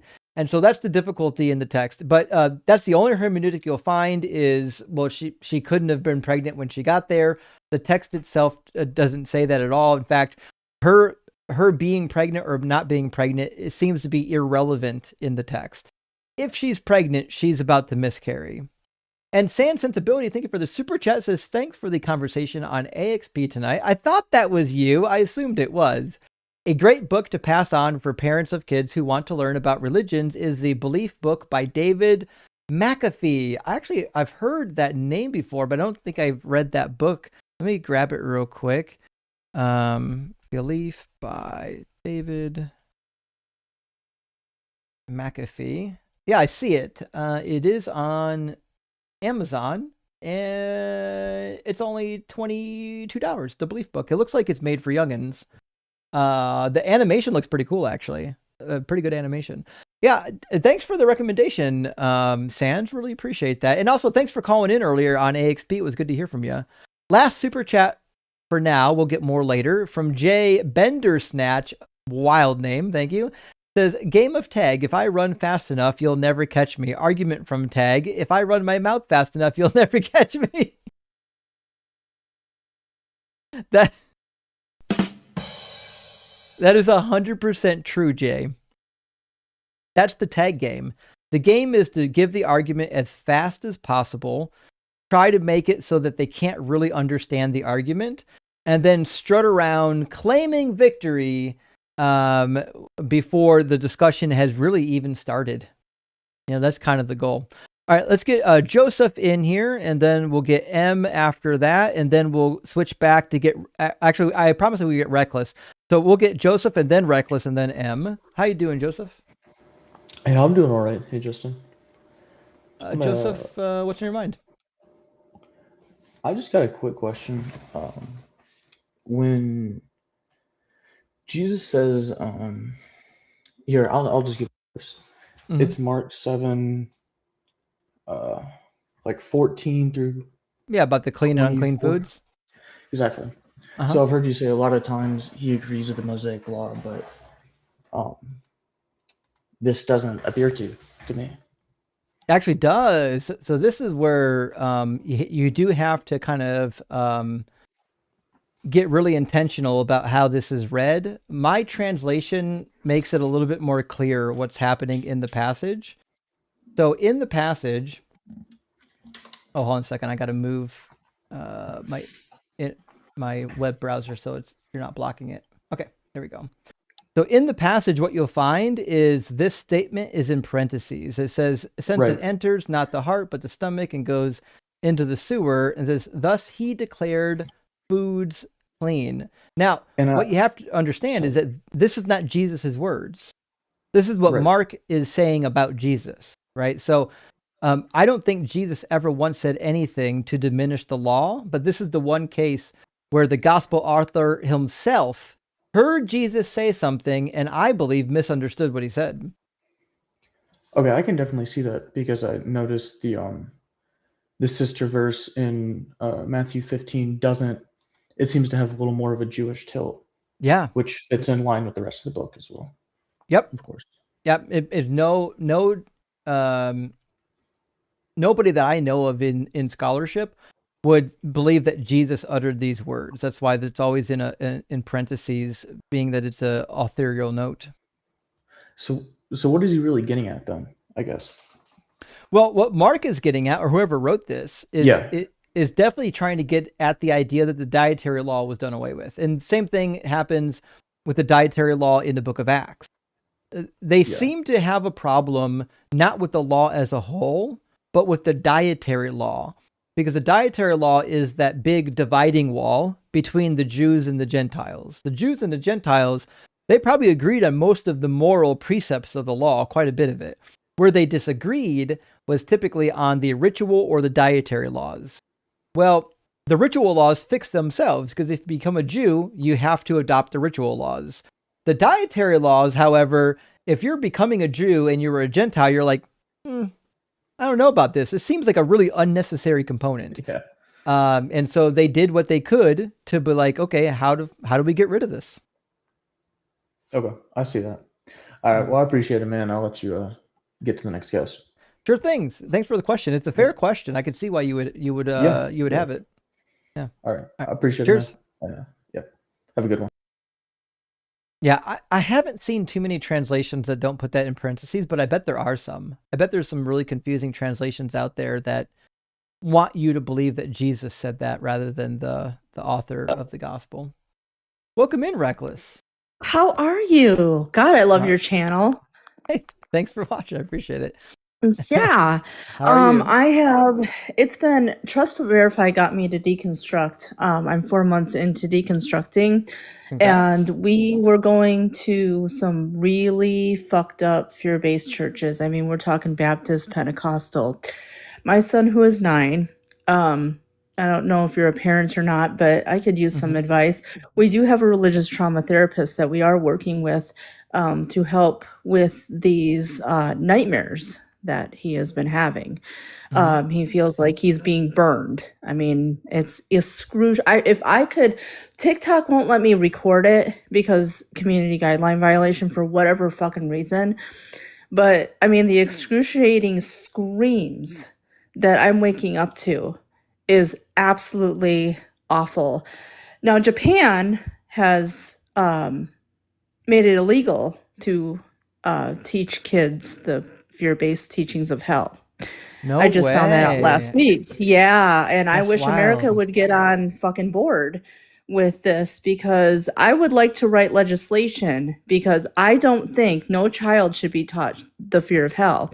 But you have religious people that say, well, yeah, because it's like, you know, going to a jail. Well, you can't compare jail to a fiery internal fire that, you know, they all love to talk about, that, you know, if you don't do this, you burn in hell. I mean, if you light somebody on fire in prison, like, you're going to be punished. Right. And so for a child, because a child's brain can't comprehend permanence. I mean, their brains are still growing and still. So I don't even know how to question this. I guess I'm looking for advice morally on what can I do to kind of like help through this situation. I know I've heard that, you know, he's going to outgrow this one day, hopefully. And, you know, so the more it's going to, you know, pretty much calm down. I don't know how much more I can take, Justin. I'm not kidding you. Like, as a mom, I don't want to get up 3 times, 4 times a night having to listen to this. And he doesn't even realize it's happening. Right. So let me ask, and just in case I missed it, where is the religious indoctrination coming from? Which person? It's from Baptist churches and Pentecostal I live in the Bible Belt. So, I mean, right now, does he have any new input, or is this from old input? This is from old input. See, Gotcha. yeah. And so like he deconstructed after I did. And the nightmares didn't start coming until maybe 3 weeks after deconstruction. Mhm. Like, I don't know if that's like, oh my God, did I do something wrong? I feel like I'm, doing something wrong.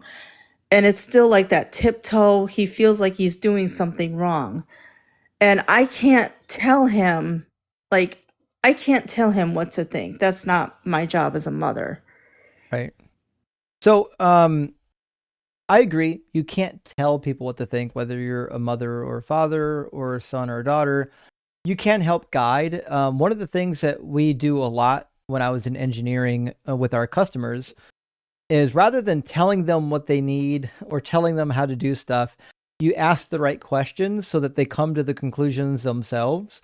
And that's really helpful in the process of trying to get somebody to a desired outcome is rather than telling them what to think, try to lead them there. When they feel like they've come to the conclusion on their own, they're much more willing to accept it rather than if someone told them that. The other thing too is definitely it doesn't work for everybody, but definitely therapy can help. If you've got access to a secular therapist, I would highly recommend it. We've got one in our community. Yeah, we named got Dr. Kylie, Joe. who's our we have yeah, Dr. Joe is so gosh, she's so awesome in the Yeah. deconstruction community. The people from Trust But Verifies Live sent me to recoveringfromreligion.org, and that sent me Kylie, which is my religious trauma therapist, who plans on, she started working with Sean just a little bit, but she's kind of taking it in baby steps. And so I guess in my thing, like I am one of those parents that want to just kind of hurry it up, but I know that that can't happen. You have to take this shit in baby steps, and it's like, how do I Well, get him especially when to they're be able young. to yeah, So and he's when- 9. Well, when they're young, these things that are like outlandish to our adult minds are still really possible to a lot of young people. So like it's funny we think about like when you finally figured out that there was no Santa. Well, in reality, typically it's a process where you start doubting whether or not there's a Santa. And then you're like, well, if there is a Santa, here's how we could test it. And then eventually you're like, listen, I fucking waited up all night. There's no goddamn Santa out here. Or like I saw mom and dad putting presents under the tree, right? It's a little bit of a process. But like as an adult, if you just came to an adult that believed that there was a Santa all of their life, might be too late. It's already set in because their mind has already been molded of here's what reality is, right? Now your son is at an age where he still doesn't know all the edges of reality. Like he hasn't made up his mind, right? So it's still, even though he's kind of deconstructed, there's still some part of his brain that probably thinks, well, this could still be true. A part of it might still be true. And I think the only thing that really fixes that is time and dialogue. Talking Now, through does it the rationally. Does the Bible strictly say that hell is a permanence of eternal torture and fire and shit like that? Well, that's the problem with the Bible is it gives you two different depictions of hell, but both of them is torment and fire. One is permanent and one is till the final judgment. Then at the final judgment, everybody is thrown into the lake of fire and then they're annihilated. You have to pick and choose which Bible verses you want to believe on that. But all of the Bible passages about hell include suffering, wailing and gnashing of teeth, separation from God, fire and flames, and being in torment and pain. And it's not something that you choose. It's something that God does to you. In the book of Matthew, Jesus says that it's better to go into heaven or enter the kingdom missing one of your limbs than to be thrown into hell, body still whole. So there's this idea that you'll be thrown into hell. Like God's like, not today, motherfucker. You get out of here, and then you get thrown into the eternal fire. So yeah, the concept of hell is fucking horrible. Now the good news is it's not in the Hebrew Bible. Okay. You'll never find it there. It's only in the New Testament. So if your son is thinking about hell, just maybe ask some logical questions. Well, where did the idea of hell come from, right? Well, it turns out that it was invented by these people who came into contact with the Greeks. You'll never find it in the God of the Hebrew Bible. showing that the New Testament and the Old Testament fundamentally don't agree on the afterlife is a really good way of starting out like, hey, even if this God is real, what we know about the afterlife is tenuous at best based on the Bible not being able to agree on it with itself. And also, would a God have a need to torture people for all of eternity for merely not believing the right thing? To me, Well, that's you a think, silly I mean, thing.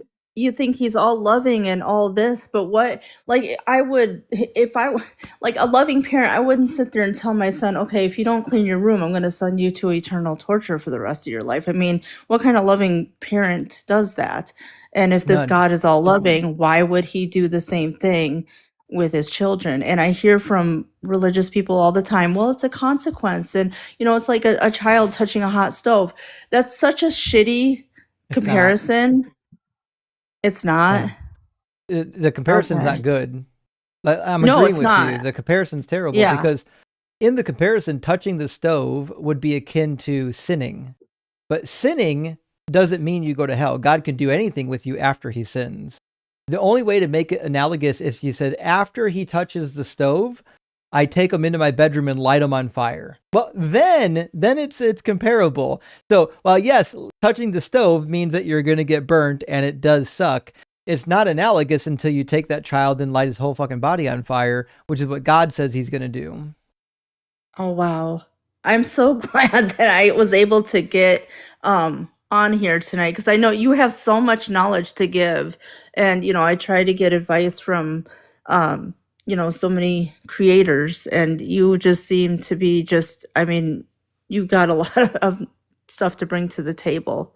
Well, I appreciate the kind words. I really do. And Thank best of you. luck on your journey with your son. I know it's difficult. Like it's one thing to struggle with something yourself. It's another thing to watch your Mhm. child struggle. Nothing brings me You more ain't fucking pain kidding. than watching Yeah. my child struggle. I fucking hate it. So I get it. Yeah. Yeah. Thank you so much for having me on. Sure thing. Cheers, friend. I agree. That's hard. Hardest thing you'll ever do is watch your child struggle or watch your child get hurt. It's the worst, the absolute worst. All right. I think M was next in line, so let me grab M. Welcome in, M. Hello. How you doing? Okay. Sorry, I'm a bit nervous. Take your time. I wanted to ask you about what you said several times, that Jesus couldn't speak Hebrew. Mhm. I speak Hebrew. I'm Israeli, like it's my native language. And there is a passage that you keep going back to where he's quoting from, I forget, I'm not used to saying these in English. Isaiah Isaiah? 61, yeah. Yeah, 61. in Luke chapter 4, Jesus quotes from ostensibly the Greek version of Isaiah 61 because he inserts a Yeah. line that only exists in the Greek edition. It doesn't exist in the Hebrew edition. So I went and looked at the Hebrew, and I wonder if like the translation thing that happened there was with the words pkach koach, Well- because the word pkach usually refers to opening of the eyes. Mm-hmm. What I'm Koach, saying is, and is like, so like, is it a he read it from the Greek? It wasn't like a translation mistake that he made? no, I don't think it was a Because- translation mistake. I don't think he even had access to the Hebrew scrolls. I think whoever wrote this was obviously quoting from the Greek, which is what happens 9 times out of 10. One of the only places ever where they quote from the Hebrew is maybe in Matthew chapter 2 when they quote Hosea 11:1, where it says, out of Egypt I've called my son. In the Greek Septuagint, it says children instead of son. So we know in that instance, Matthew had in mind the Greek version of it, but probably that was such a short line, he probably just had that in his memory. He probably didn't even have to go back to the Hebrew Bible for that one. But basically, are there other examples that show that he didn't, that he couldn't read the Hebrew? I think my favorite is Matthew 22. Yeah. Let me show you Matthew 22. He quotes from Psalm 111, And I think it's painfully obvious based on this passage that whoever was, first of all, this is the trouble with this discussion is I don't actually think Jesus said any of this shit. I don't think, Mhm. I'm just saying the Jesus that is portrayed in the book doesn't know Hebrew. If Jesus was real, if there was a real guy named Jesus, obviously he would have had to know Hebrew. He was a rabbi. But who's ever in this book, this Jesus doesn't know how to read Hebrew. So at the very end of Matthew 22, he's challenging the Pharisees on kind of like the role or even the status of the Messiah. And he asks them, how is it? Oh, we got to go back just a little bit. What do you think of the Messiah? Whose son is he? They said to him, the son of David. He said to them, how then is it that David by the Spirit calls him Lord, saying, the Lord said to my Lord, sit at my right hand until I put your enemies under your feet.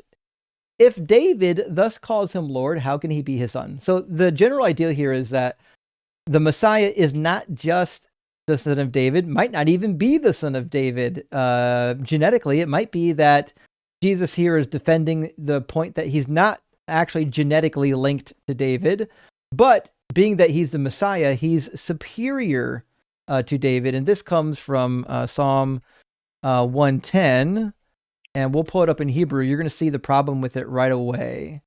Ignore the bad English translation to the right. This is like a variant of the King James. I don't know why they put the King James with this, but you'll notice right away, Le David Mizmor, typically a psalm of David or to David or from David, depending on how you want to read it. And then Ne'um Yahweh. Now, Ne'um here is an utterance. It's my understanding here is this is going to be a noun, an utterance of Yahweh. Without the vowels, you probably know that this could be a verb. This could be he said. But with the vowels that are supplied with it, it's not he said. It's just a noun, an utterance of Yahweh to my master, right? Yeah. So what I'm expecting is if Jesus knew how to read Hebrew, he would have known that this passage is just an oracle from Yahweh to the master David, who was the king. Which is why if you read the rest of the passage, everything mentioned in that passage is what's said about David. In fact, it says, sit at my right hand until I make thine enemies thy footstool. Well, 1 Kings chapter 5, Solomon tells you that that was the promise made to David and that God made it come true. So like, there's no reason why Jesus would read himself into this unless he was reading from the Greek Septuagint. So if you go to Psalm 110, in the Greek Septuagint, it's going to say, the Lord said to my Lord. I wonder if I could make this text bigger. Hold on. There we go. So what you have here, ha kyrios tu kyriou, means the Lord to my Lord. Mu is my. So here you get what Jesus is saying. The Lord said to my Lord. Well, what a confusing line. Right? What does it mean that when it says the Lord said to my Lord? Well, if you knew anything about the Greek Septuagint, you would know that they used to take the name Yahweh. Like I don't mind pronouncing it. I'm not a believer, but like rather than pronounce the name Yahweh, a lot of times when they copied the text, they would just put Lord in place, just like we do in English. Well, they were doing it in Greek too. So Jesus should have known if he was educated that the Greek text only says the Lord said to my Lord, because one of those lords is God and one of those lords is the king. But Jesus is reading it like there are two actual gods, two lords, which is crazy. Oh, wow. But Yeah, isn't that a I weird see what you're mistake that he saying. made? Like whoever this Jesus character was in the text, they just couldn't have been familiar with the Hebrew Bible or the language. And even Paul seems to fuck it up. In Galatians chapter 3, Paul has this really goofy argument from the word seed. And you probably already know the problem. Yeah. Typically seed in Hebrew, right? It's a collective noun, right? So if you're using Yes. seed to refer to offspring, you would just say seed. And Paul's like, listen, because seed shows up in the singular rather than the plural, the offspring must be Jesus and not the Israelites. What a fucking crazy. Does this guy know any Hebrew? Of course not. Yeah. So it's Okay. weird that like a guy like me, like Hebrew's not my native language. I'm like a novice Hebrew speaker. I read it okay. But like if a guy like me with just like, a handful of semesters of Hebrew in college can find these problems, then like listen, the guy in this book definitely didn't know Hebrew. If this guy is a Hebrew rabbi, he needs to know it better than I do, and he doesn't. Yeah, that makes sense. What captured me was that like the one example that I remembered you repeating was the Isaiah in Luke one, and when I looked at it, it was a very confusing, like very confusing words in the Hebrew. So I Yeah. wondered if it was I've got a because layout of it over here. I never put this on the cheat sheet before, but I did a layout of quite a few passages um, between what the New Testament says, what the Greek Septuagint says, what the Masoretic text says, and then what the Targum and Dead Sea Scrolls say. So I did a comparison of a lot of these passages, and what you'll find in Isaiah 61, that's the passage here, you'll find stuff that doesn't really seem to line up. So, for example, in the New Testament, we have the recovery of sight to the blind, and then in the yeah, Greek Septuagint, that's yeah, the one that I was wondering about because kach koach is something that I never heard like it. I never heard the word koach ever anywhere. Like there is koach that means like power, but that one is spelled with a kaf. This one is spelled with a kuf. It's not a word that I've ever seen before, and I can't find it anywhere else in the Hebrew Bible as well. oh, So it's interesting. So, do you know biblical Hebrew or just modern Hebrew? I learned both. I grew up religious, Okay, and we did learn the Hebrew Bible a lot. okay. So, I couldn't find koach anywhere else. yeah. So the word koch or koach in Hebrew does. I thought it showed up more than once in the Hebrew Bible, although I don't know if it's common. It might only show up once. I'd be curious to know if you go to the Hebrew Aramaic lexicon of the Old Testament, the Hallet. I'd be curious if they list it where it's used outside of the Hebrew Bible, because it's possible that it's used That would be outside of the Hebrew interesting. I Bible don't somewhere. Let I me don't open know up. where Yeah, go ahead. where to access that. I don't think you can get it. I paid like $300 for my copy, so it's not Oh my something god. that it's not something that you're just gonna find on the internet. Unfortunately, That makes but sense. Okay. give me just 1 second. I've got my Okay. software open. I'll see if I can find an instance of this Yeah, particular the word, sages translated it as something relating to taking, like likicha, lakachat. like lakach. Something Yeah, related to take. Yeah. So pkach koach would mean like opening of the taking of the captives. So like yes, they're not taken anymore. They're not captives anymore. yeah, That's like the the translation that I release. could find for it. Right. Yep. But kach, other than in this context, everywhere else I could find it in the Hebrew Bible was related to the opening of the eyes. Right. So Um. I thought that maybe that's where recovery of sight came from, like the I idea of recovery of sight.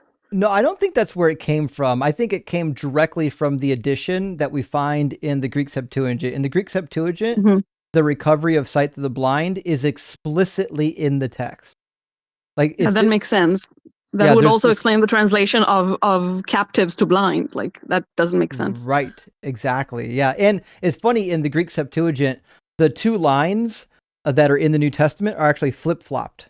They come in different Yeah. order. So it's like even if he was quoting from the Greek, it's like which version of the Greek because it doesn't follow the same order that we have. So I've Hmm. got the word here in the Hallet, and it's pointing towards the only one instance that we've got conjugated from Isaiah 61. And let's see if it has anything outside of the Hebrew Bible. It's just saying that it's attached to liberation of the prisoners, but they don't list, crazy enough, they don't list a single instance outside of the Hebrew Bible where this gets used. It must be a really rare word. Yeah, I couldn't Huh. find it anywhere else. Yeah, I can't either. Not even the Hallet lists where it's used elsewhere. I wonder if there's a cognate in Aramaic, or not Aramaic, but in Arabic. There's quite a few That would be interesting. words that are rare in biblical Hebrew that have sisters and brothers in Arabic that are a little bit helpful sometimes. But unfortunately, I don't know Arabic, and my friend M's, the other M, is not here to help out with that. I like when he comes on. Isn't he awesome? He's great. Phenomenal. Anyways, any other questions? That was a really good question, by the way. No, thank you so much. That was like great. I had a friend who asked me about this, and I wanted to be able to come with more sources. So Yeah, this is for great. sure. Thank you And so much. if you want, send me a message. Or actually, I don't know if you have access to the cheat sheet, friends. This spreadsheet that I've got open right now that shows these textual differences. I'll add it to the cheat sheet tonight so everyone can see this. Then It's I'll not join and get access to the cheat sheet. I really want access sure to the cheat thing. sheet. Absolutely. We're Okay. building it better every day. So Yeah, thanks for thank being you. here. Thank you. Bye. Cheers. I do love the quality of questions that we get during the Q&As. I feel like we get some good questions. But yeah, that particular tab that I was showing you, I'll put it on the cheat sheet. It's not complete. I've only got a handful of passages in here, but the ones that are in here are actually really juicy. There's some really juicy stuff in here. Flustered Pony, thank you for the $20 super chat. Says, thank you for educated lessons, your calm clarity and humble strength. You make us, your group, proud. We need you in politics. I actually am really passionate about politics, but I'm also really passionate about trying to keep my channels streamlined on just one topic. If I ever did politics, I would probably start a new channel just for politics. But anyways, it says, we need you in politics. You need to flip Ohio or move to the Great Lakes State, Michigan. We all appreciate you. Well, thank you, Flustered. I actually do like to visit Michigan, even though, obviously Michigan State is our mortal enemy down here in Ohio. It's actually a really fine engineering school, by the way. It's actually a really good school as well for the study of the ancient Near East. I actually did consider doing my PhD there. But we'll see. I've got got plenty of time before I have to worry about that. Nevertheless, thank you, Flustered, for being here and supporting the stream. I really appreciate that. And Penelope, hey, thanks for the super chat. It says, when I was little, I actually paid attention in church. I used to sleepwalk, and one night I went to the kitchen and got a knife and told my mom I was going to take care of the devil. I was 4. Holy shit. If I was in that house, I wouldn't have wanted to be the devil. A 4-year-old with a knife ready to off the devil is a pretty serious 4-year-old. And I don't know, listen, I don't know what you were like as a 4-year-old, but I've known lots of 4-year-olds. A 4-year-old with a knife will not think twice before cutting you open. I mean, if that was the case, they would have thought twice before they got the knife in the first place. They haven't fully thought out the ramifications of their behavior, which means they're not likely to pull the reins in because they don't realize necessarily what their behavior is going to lead to. That's crazy. And Jaredina Scene, thank you for the $5 super. It says Ehrman claims hell's not actually in the New Testament either, nor did the first Christians believe it. Now, did the first Christians believe in hell? That I don't know. And if I understand Bart Ehrman's claim, I don't know if maybe you're representing Bart Ehrman's claim or not. I think Bart Ehrman's claim, the best as I understand it, is that the earliest layers of the New Testament, they don't include hell. The later layers of the New Testament, the strata that gets laid upon the originals, do include hell. That would be my understanding of Bart Ehrman's claim. But if you're just taking the New Testament as a whole, listen, I don't care what Bart Ehrman says. I've got dozens and dozens of passages that clearly say that hell is a place where people go where there's fire, torment, wailing, and gnashing of teeth. So unless somebody is going to compete with that, I don't know what they're going to say. But also, I don't think Bart Ehrman is necessarily saying the thing that you're saying he says. And I say this with all sincerity as someone who loves Bart Ehrman and is pretty familiar with his work. You may or may not be quoting him correctly. Buget, thank you for the super chat. Says, funds for an iron. Your background is so wrinkled. I like the wrinkled paper bag background. No? You guys don't like it? Oh, well. I haven't done a green screen in a while, but this is always how I do the Q&A. I think it's a very It's a very clean way to do it without any visual distractions in the background. But yeah, I also just kind of like this background. I think it's kind of dope. I could be wrong. Maybe others don't like it. Eternal Adam says, why is the check mark backwards next to the question? Wait, backwards? What do you mean? You do know that there's no left or right, like, correct way to do a check mark, right? Like, you could do it either way. I think we're used to seeing it this way, but I'm not sure you would ever be wrong in doing it the other way. To be sure, I think it's a matter of preference and maybe even a matter of what side the check mark is on. That being said, the check mark is on that side because the clip art that I got it from had it like that. The clip art that I used, that I started with, had the text here in yellow, and it had the check mark and the smiley face. It had a bunch of other shit that I erased. And then I added my own stuff on top of it. So, I mean, that's why it's backwards. It's because it was backwards when I got it. But I mean, I don't really mind so much. I wouldn't consider it to be backwards. That's just me, though. BB Gum says the Nation of Islam has put some crazy ideas in my mind, like dinosaurs aren't real. It's not just the Nation of Islam. You guys know my really good friend Dan, my gym partner. He's been up here twice, kind of quasi debating. He doesn't think dinosaurs existed. Like, it's a real thing. In fact, it's such a real thing. We were talking about starting a new channel. We used to run a Bible study together, and it was a lot of fun. But we were talking about redoing a new channel where we just debate topics back and forth. And the one that we debate the most about is whether or not dinosaurs existed. So I already made the channel. It's called Dinosaurs Aren't Real. And we just never got around to doing anything with it because we're really fucking busy, you know? Collapsalism says, don't worry about politics on your channel. Come be dark woke on mine. Welcome to hell, baby. Collapse. Listen to Collapse. I'll be excited. Definitely come join you on your channel.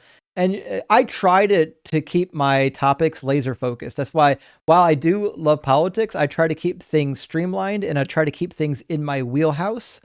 I try to address the topics that I am best educated to address. Monware says, can you explain Judges 19? It's horrific. Yeah, in Judges 19, you've got a group of Gibeonites that come down and want to have sexual relations with the Levite, but eventually ends up having sexual relations all night with the Levite's concubine. And this great evil was so bad that after a whole night of graping the Levite's concubine, she's dead on the doorstep of the house. And so he hacks up the body, sends the body pieces to the tribes of Israel, and rallies the tribes of Israel for war. And then they take revenge against the Benjaminites, or specifically the Gibeonites.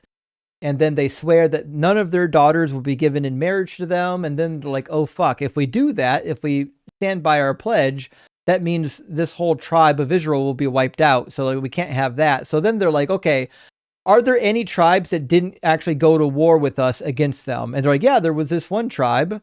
Was it one of the tribes of Gilead, Ramesh Gilead? Let me double check which tribe it was. Going to be in Judges 21. Blah, blah, blah, blah, blah, blah, blah, blah. I think verse 8 says, is there anyone from the tribes of Israel who did not come up to the Lord to Mizpah? It turned out no one from, Jabesh Gilead. No one from Jabesh Gilead. Okay, so they go to war against Jabesh Gilead, and then they say, listen, since we can't give our daughters in war because we made a covenant, we'll go to war against Jabesh Gilead, kidnap all of the little virgin girls, and turn them into brides for the Benjaminites. And then it gets worse because there weren't enough of them. So what they said is, okay, well, we can't give our daughters in marriage, but we'll do this. When the Israelites come together for the festival, we'll allow the Benjaminites to come and kidnap the little virgin girls when they come out to do their dances. Fucking crazy. It's a wild passage. Read Judges 19 all the way through 21. It's wild. And also, if you thought Numbers 31, there's not a hermeneutic. If you thought there's an apologetic against Numbers 31 saying that they didn't take these little virgin girls to be war brides, take them to Judges 21 and show where the exact same language is used. Identical same language is used to talk about getting war brides from Jabesh Gilead. Same thing. Okay. Jerry Dean, I think, has a follow-up. Let's see what it says. Ehrman's book on hell. I'm familiar with it. The earliest Christians believed in annihilationism, burning to nothing. Yeah, I agree. I don't think we disagree. The earliest Christians, as far as I can tell, were likely annihilationists. Now, that being said, there was a scholar, it wasn't Bart, there was a scholar that went through the first 600 years of church fathers and then cataloged their opinion on whether or not they were annihilationists or whether or not they believed in eternal conscious torment. And it was about 50-50. So to say that the early church only believed in annihilationism, I think is a little bit short-sighted. Do I personally believe that that was the majority opinion? Yes, I think the majority opinion was that they would suffer in the fires of hell for a time and then they will be annihilated. One of the reasons why I believe that is because we have a lot of Jewish writings prior to the New Testament that would indicate that. So if you read the Dead Sea Scrolls and if you read the intertestamental books, like the deuterocanonical books, you'll find this notion of going into these flames until you're completely annihilated. The problem that you're going to run into is that there are also passages in these same books that disagree. Let me show you one. If you go into the Apocrypha and go to the judgment scene in Judith, there is no annihilation. It's just eternal conscious suffering, torment forever. It says, woe to the nations that rise up against my people. The Lord Almighty will take vengeance on them in the day of judgment. He will send fire and worms into their flesh, and they shall weep in pain forever. So again, this is the problem we have. The documents that we have in our possession do not agree.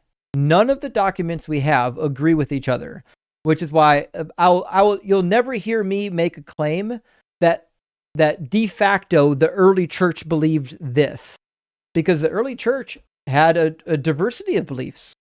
Some of them were annihilationists and some of them were not. Because in some of the texts, there was annihilationism, and in some of the texts, there was not.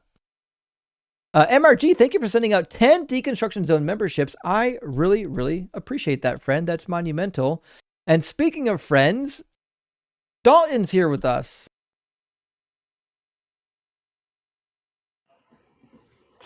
What's up, buddy?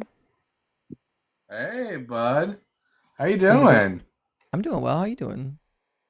I'm doing good. Actually, I wanted to ask a question for fucking funsies. Let's have it. This is actually not really Bible related, but how did the whole Doug thing get started? I'm actually curious. Oh, yeah. Okay, so I'm going to show you a live stream real quick. All right. Second. So I had this really funny idea to do a stream against Jesus. Give me 1 second. I got to type in the name of this live stream. Yeah, the name of the live stream was Pet Rock versus Jesus. That's what I called it. And it was kind of a joke. It was kind of tongue in cheek. And my basic claim was listen, every benefit that you get from Jesus, I can get from this fucking pet rock right here. All I did was I went out into my backyard. I found a rock that looked like it would be fine with some googly eyes on it. And I put googly eyes on it and I said, okay, I got a pet rock now. What can your Jesus do that my pet rock can't do? And I made people pray to Jesus and I prayed to the rock and I did all kinds of bullshit. And I just demonstrated that my pet rock is superior to your Jesus. And I had prophecies about rocks that were fulfilled and all kinds of stuff. And this is back before I even had a horizontal channel. This was a vertical live stream that I think you'll only find on my main Deconstruction Zone channel. And the thumbnail looks about like that. It's just called Pet Rock versus Jesus. Way back on 10/18/2024. So it's been a while now. Wow, that's one for the archive for sure. Pretty crazy. Historical moment in the deconstruction movement.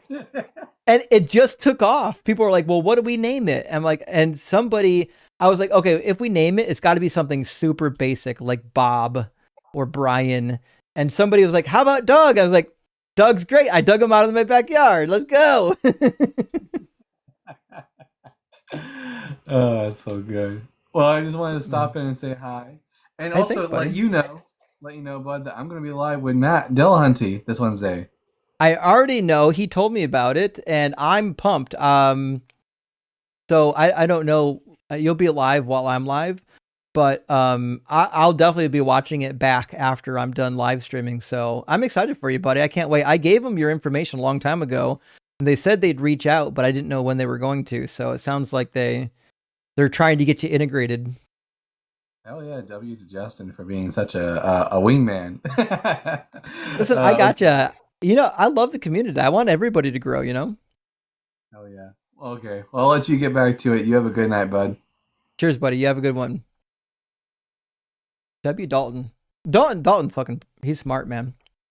Like, I have, like, one advantage that I'm old, and I had lots of time to study this stuff and go to school. But I don't think I have the raw intelligence that Dalton does, or the raw memory that he does. I think he's really excelled there. Same with, like, Ian and Blitz. Like, Ian and Blitz are just brilliant individuals. And, like, the one thing that I did was I was religiously devoted to reading this fucking book and to reading other books. And that's how I came to be. It's not that I'm brilliant or anything.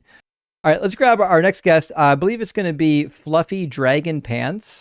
And then Mac, was it say MCTY me? Mac to me? I hope I pronounced that correctly.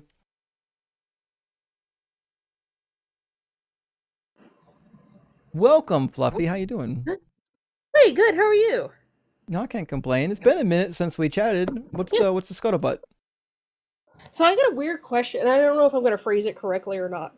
But so I know from watching you that none of the prophecies were about Jesus. Right. But what were there prophecies that were about a Messiah? And why do Christians think it would be about a Messiah that would turn around and destroy their original religion and become a new one? Well, I don't think Jews believe that. I think that was a theological development after the Jews already got their asses kicked by the Romans, and the Christians were mostly not Jews, and they had to come up with the theology of, hey, why would God fuck up the Jews? And then they made it about this Messiah. Well, God had to do it because they rejected the Messiah, right?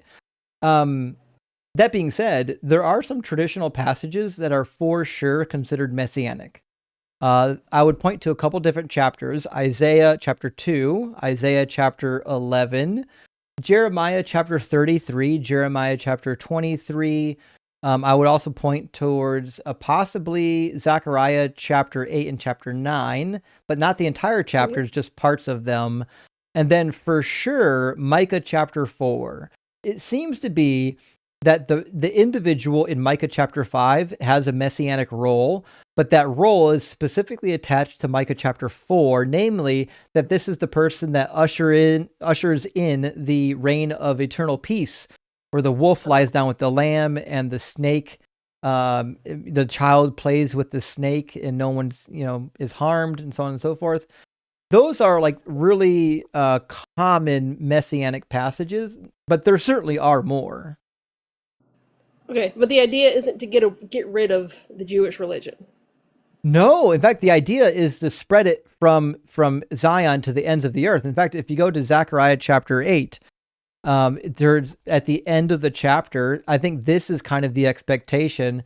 He says, "Thus saith the Lord of hosts, in those days 10 men from nations of every language shall take hold of a Jew, grasping his garment and saying, 'Let us go with you, for we have heard that God is with you.'" So the idea is that the nations would come to know Yahweh through the Israelites, which is why you've got both in Micah chapter 4 and also in Isaiah chapter 2, we have this idea that the foreigners are going to come to Zion. Isaiah says, "In the days to come, the mountain of the Lord's house will be established as the highest of the mountains, and it shall be raised above the hills, and all of the nations shall stream to it."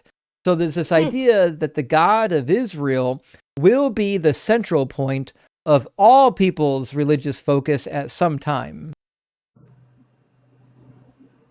Okay, I just thought it was funny that they decided that they picked this particular religion to just turn on its head and go, nope, God just changed his mind and now it's a completely different thing now. Like, yeah, the New Testament authors were incredibly anti-Jewish, anti-Semitic. In fact, I'm let me find you a book by Professor Donaldson. It's called Anti-Judaism, New Testament. It's a really good book. I highly recommend it. I read it once when I was in seminary, and I liked it so much that it still has a prominent spot on my bookshelf. It's called Jews and Anti-Judaism in the New Testament by Terence Donaldson. And it is a phenomenal read if you want to see like how is the New Testament really treating Judaism and the Jewish people. It's not pretty.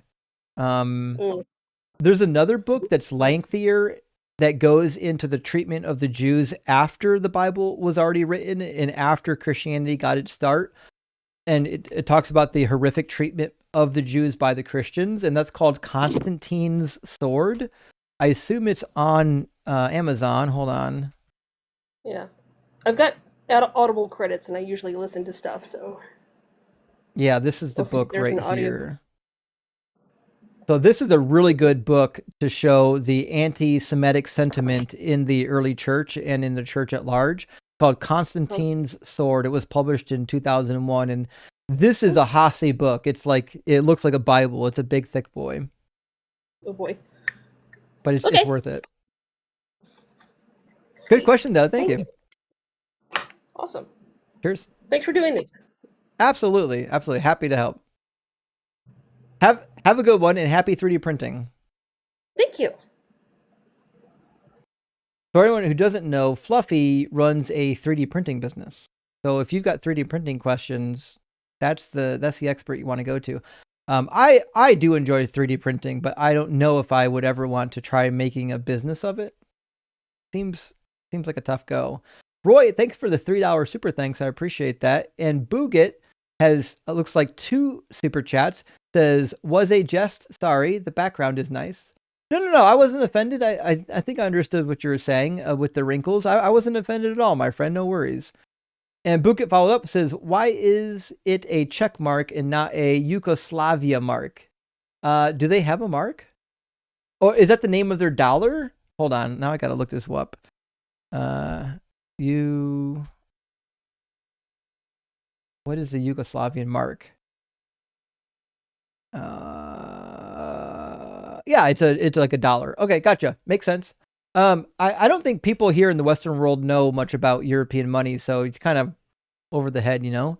And Farrell says, who did most Christians worship Jesus before? Who did most Christians worship before Jesus? I mean, probably most Christians were pagan. That seems to be the case. If you read like the letters of Paul talks a lot about the pagan backgrounds of these people. So, for example, in 1 Thessalonians and in 2 Thessalonians, we get this sort of idea. Let me grab it real quick.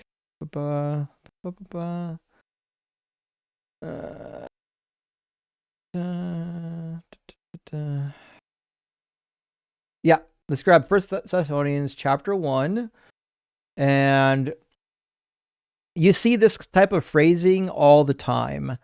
So he's talking about how the fame of the Thessaloniki church had kind of spread. It says, for they report about us what kind of welcome we had among you and how we turned you to God from idols to serve the living and true God. And you'll find a lot of references in the Pauline literature to, you used to worship idols, now you don't worship idols. You'll find the same thing in 1 Corinthians chapter 8.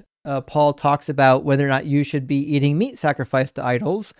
And the reason why it's important is because a lot of these people were formerly idol worshipers, right? It says, hence, as to the eating of food offered to idols, we know that we know no idol in the world really exists, and that there's no God but the one. Indeed, even though there may be so-called gods in heaven or on earth, as in fact there are many gods and many lords, yet for us there is one God, the Father, from whom are all things and for whom we exist, one Lord, Jesus Christ, through whom all things and through whom we exist. It is not everyone, however, who has this knowledge, since some have become so accustomed to idols until now. So again, a lot of people in the congregation used to worship idols. A lot of these people were pagan. I do not accept this idea that Jewish people were converting to Christianity. It doesn't seem to be the case. it seems like the earliest followers of Jesus were Jewish, and then after the disciples, almost fucking exclusively pagans, because the Jewish people that actually knew the Hebrew Bible was like, nope, man, this doesn't work. Sorry, guy. Ray Pet, thank you for the $10 super chat. Says first time here, been deconstructing for a while. Well, welcome to the journey. Just wanted to say thank you for making a space like this for people like myself to ask questions and get answers with real historical context. Well, I'm happy to do it. I would prefer to do Q&As more than I do, but the problem is it's hard to squeeze it in with my schedule. I have to squeeze it in on like Sunday nights. Because a lot of times I'm live on Sunday night. So if there's a Sunday night where I'm not live, I'm like, hey, I can get a couple hours in for a Q&A. But on the other days of the week, it's really hard to find free time to do it. But I'm trying to do it more and more. You know what I mean? And Eris, thank you for the $20 super chat. Says, had a pastor say once that Leviticus 18, it doesn't say that a father can S his daughter. You mean SA his daughter? I don't know what you mean by S. But anyways, to keep the bloodline going, because some daughters are not wanted for marriage, does it skip not condoning that relationship? Eris, my friend, I don't have a clue what you're talking about right now. Okay, I'm trying to figure out what you're talking about. Okay, you're talking about a law in Leviticus 18. Fair enough. Usually Leviticus 18 talks about like not having sex with your near akin, like not uncovering the nakedness of your father, not uncovering the nakedness of your sister, not uncovering the nakedness of your father's wife. So like most of the laws in Leviticus 18 are sexual laws. So I guess I'm trying to figure out what the question is. It doesn't say that a father can't blank his daughter. Oh, you're saying the text doesn't say that a father can't sleep with his daughter. I think there might.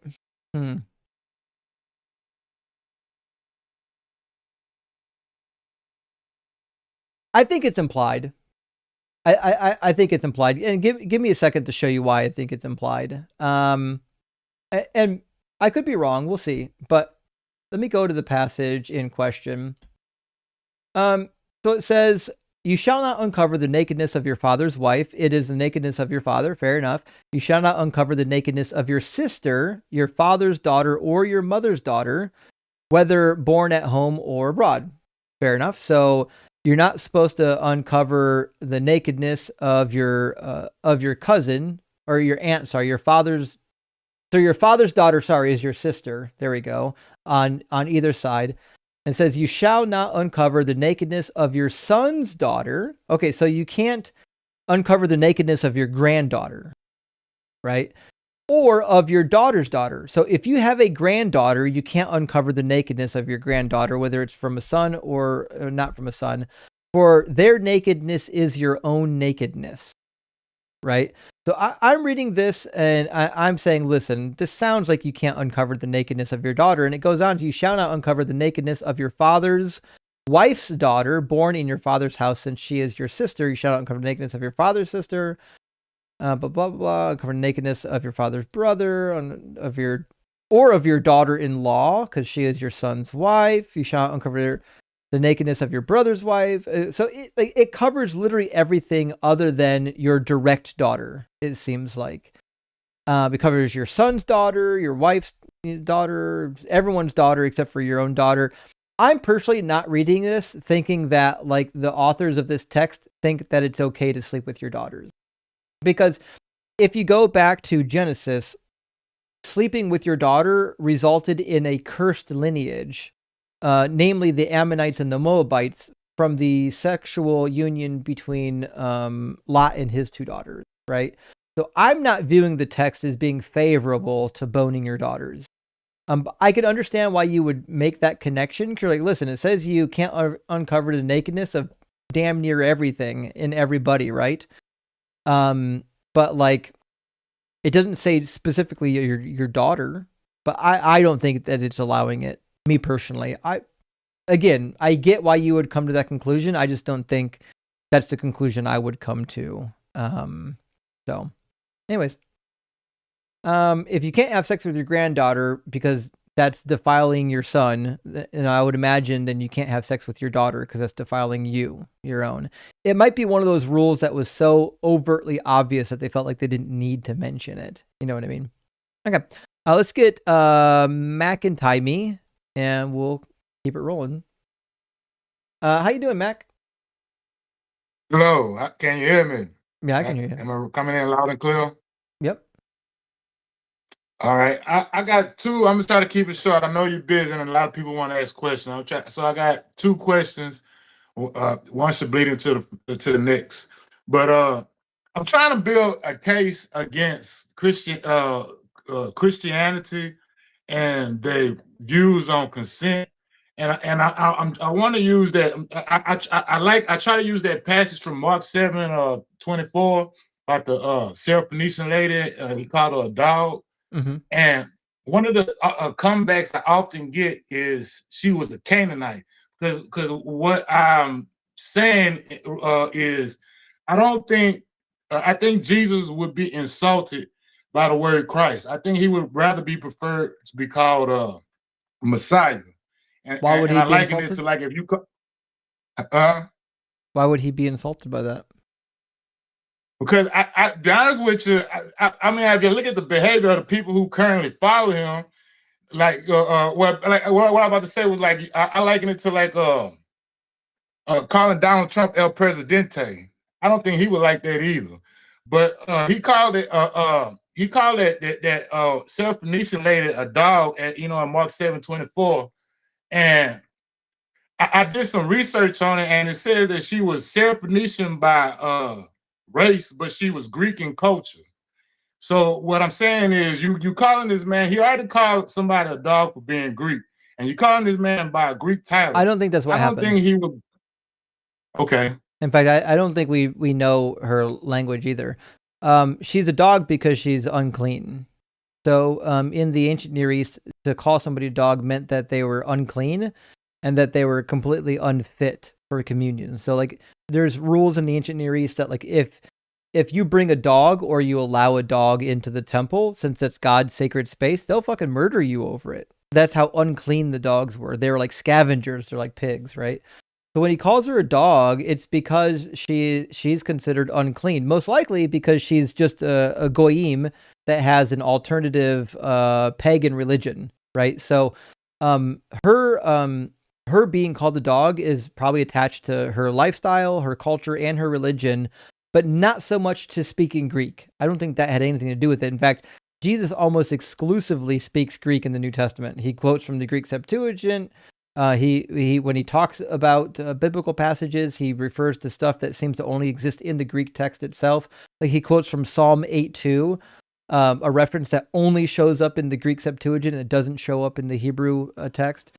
So I don't think Greek is the problem, and I don't think this is my opinion. I don't think calling Jesus Christ would be a problem for him, being that he was a Greek speaker according to the text.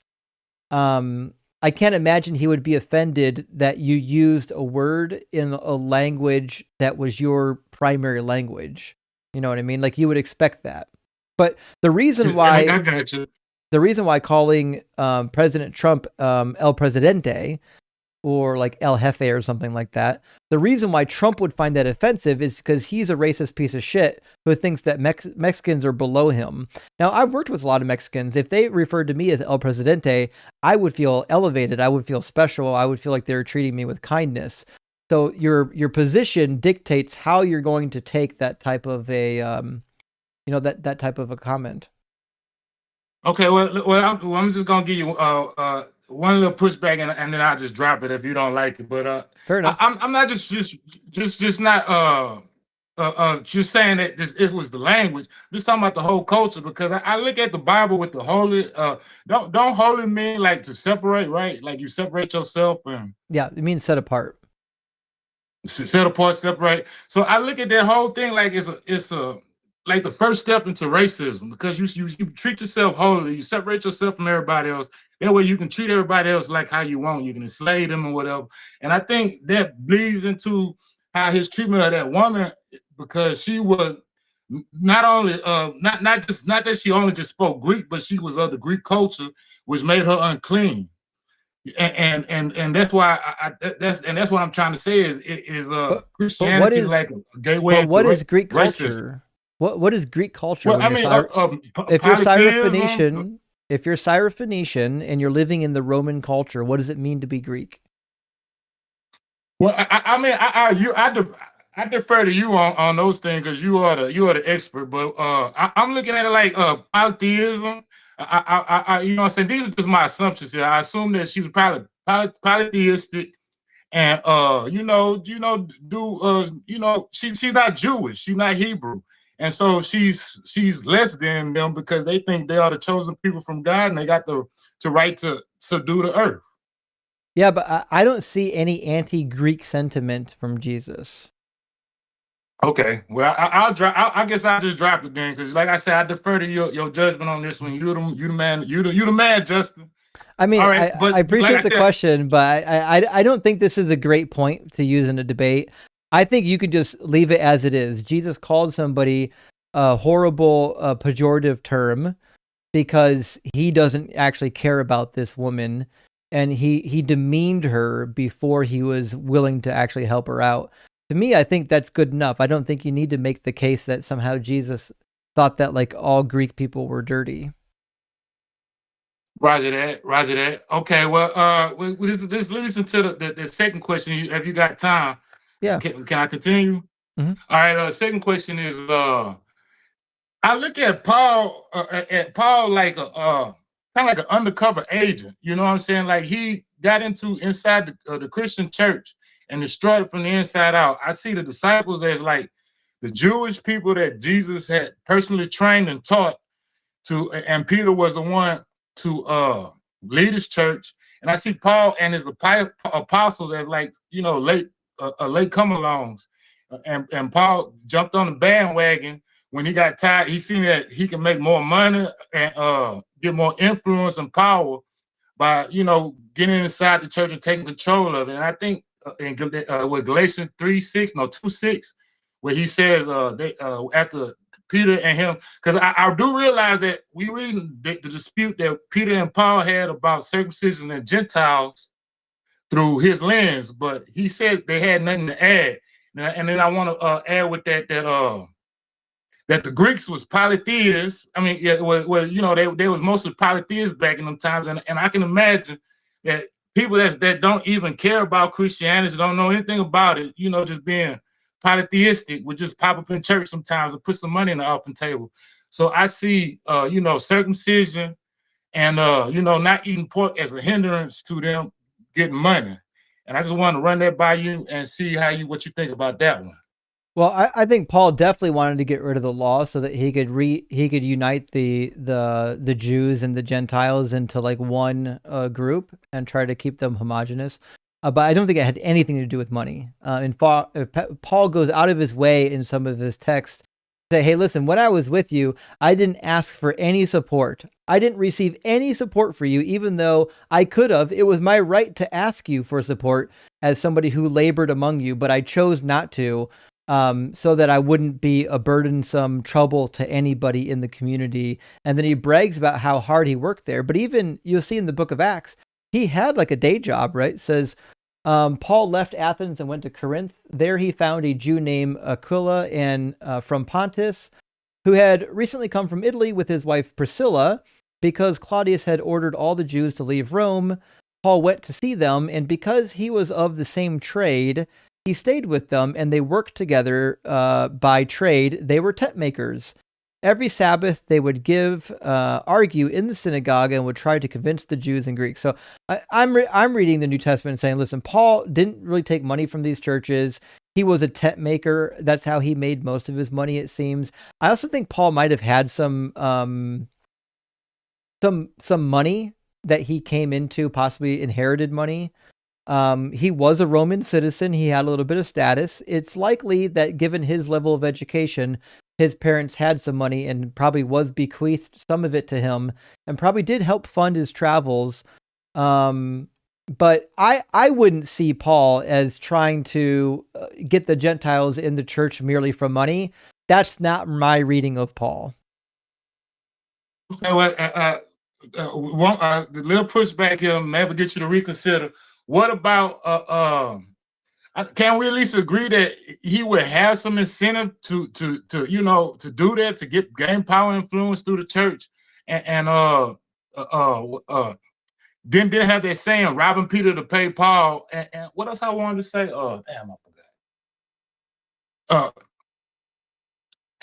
Man, I forgot, but basically, can we just agree that like he would have incentive to do? Oh, well, yeah. I think he had incentive to do that, and the everything that's said about Paul is from Paul's lips. Paul was the one that wrote all them books. Do they have any other books from anybody else saying about? Yeah, I just read Paul you the book of Acts. The book of Acts says that he labored as a tent maker. And in Second Thessalonians, he talks about when he was among the Thessalonians, and it says, "We did not eat anyone's bread without paying for it, but with toil and labor we worked night and day, so that we may not burden any of you."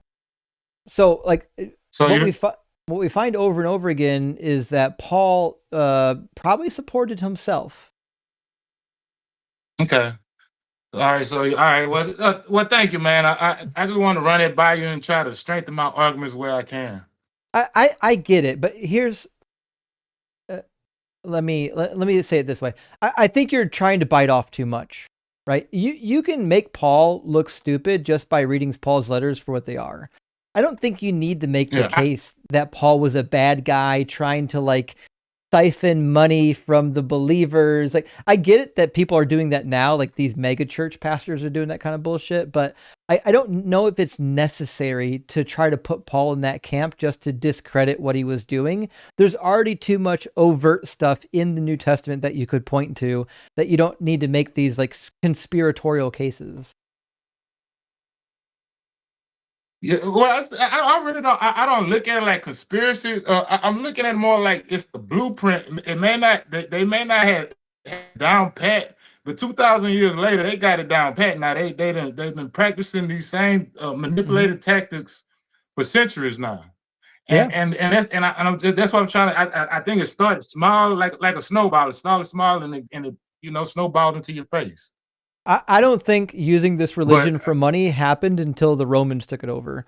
Prior to the Romans taking over, all the documents we have about the early Christians state that they basically were abandoning their money. They were giving their money away. They were just giving that shit to the poor. In fact, some of the provincial leaders were like, listen, these fucking Christians are embarrassing us because our own people are starving. We're not feeding them. And these Christians are giving all their money and food to the poor, making the Roman government look bad. I don't see anything in history pointing towards the Christians doing anything about the money until it's taken over by the Romans, and then they make it the official church, and then they start basically killing people who won't fall in line. And then now that we have an official government religion, isn't that funny? We need everyone's money, right? So to me, I think the earliest Christian movement was probably pretty benign. But what about the power? I mean, like, look at David Koresh. I maybe because where I come from, we got we small little small town, and around here, if you can get a little power and you don't have to make too much money to get a little power, you could be like a rooster in a hen house. You know what I'm saying? Like David Koresh or any of them other people. I don't understand what you're trying to say. David Koresh is not part of the Roman government. The power and influence, just being able to have your own little small set of people that will do what you say. What about you it? know what I'm saying? David Koresh was psychotic. He actually believed he was the Messiah. But you don't think that any of that was attempting to them guys back in ancient times either? I don't see it too much changing. I don't know what you're asking. David Koresh was not using the church to gain money and power. He literally was insane and thought he was the second coming of the Messiah. Yeah, but let me see if I can rephrase that real quick. I'm looking like leaders like Paul and ancient church before they really took off and started making money as another way for you to get to be the leader of a gang, and you got some women, you got some people that do what you say, And you think that might have been enough to tempt some of them people like Paul into making some of the decisions and doing some of the things that they did? No, not Paul, not at all. Were there people in the early church Okay. that did that type of thing? Yeah. Like a classic example is Apollos. There's a guy that we learn about in the first letter to the Corinthians that is starting like a rift in the church where some people are like, no, I don't follow Paul, I follow Apollos, right? And Paul's like, listen, we shouldn't be dividing on these lines. Like, you shouldn't be following me or Apollos. We're all laborers for the same mission, right? So were there people in the early church that were trying to divide the church and use it for their own advantage? Sure. I think Apollos was probably one of them. Was Paul one of them? No, I don't think so. Okay, well, thank you, man. I thank you for letting me. Appreciate you for letting me pick your brain, man. Yeah, sure thing. Appreciate the questions, man. All right, well, that's fun. I've got 1, 2, 3, 4 super chats, and then we're gonna get our next guest in here. We've got a lot of guests waiting to get in. I'll get as many as we can.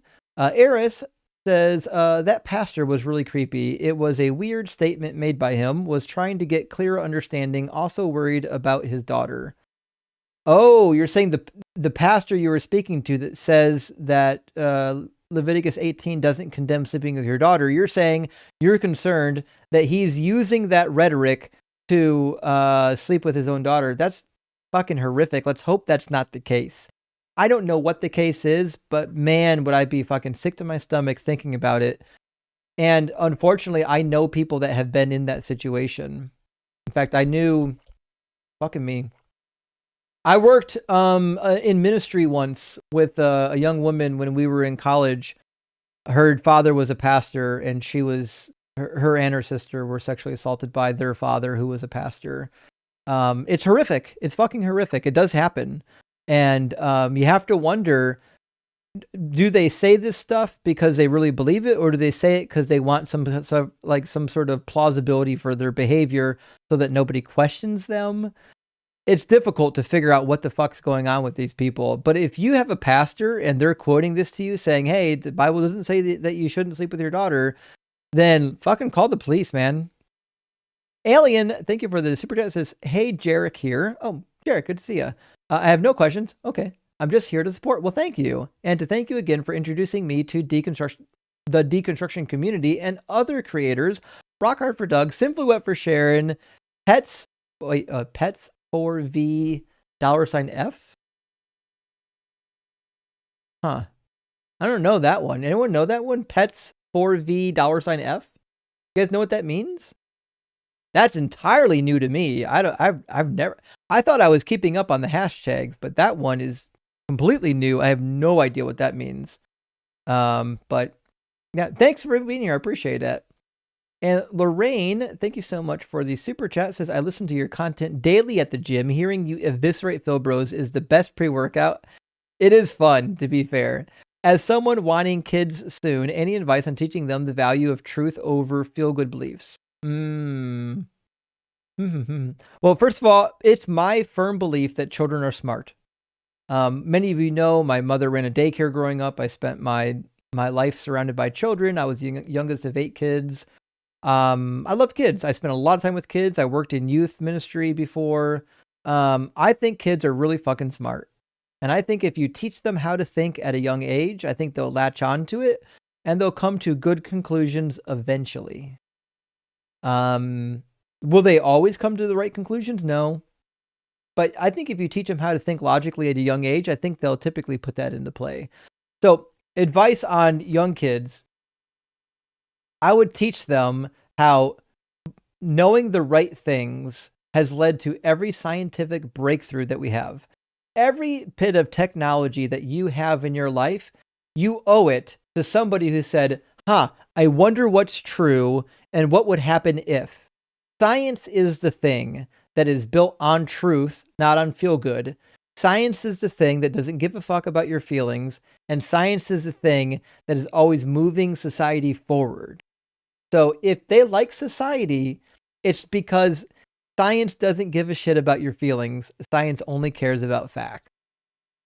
Juno's Boy Toy, good to see you. Thank you for the $10 super chat. Says regarding Isaiah 7:14, so many Christians think Alma means virgin, yeah, because they're confused. Is that word ever used for virgin? No.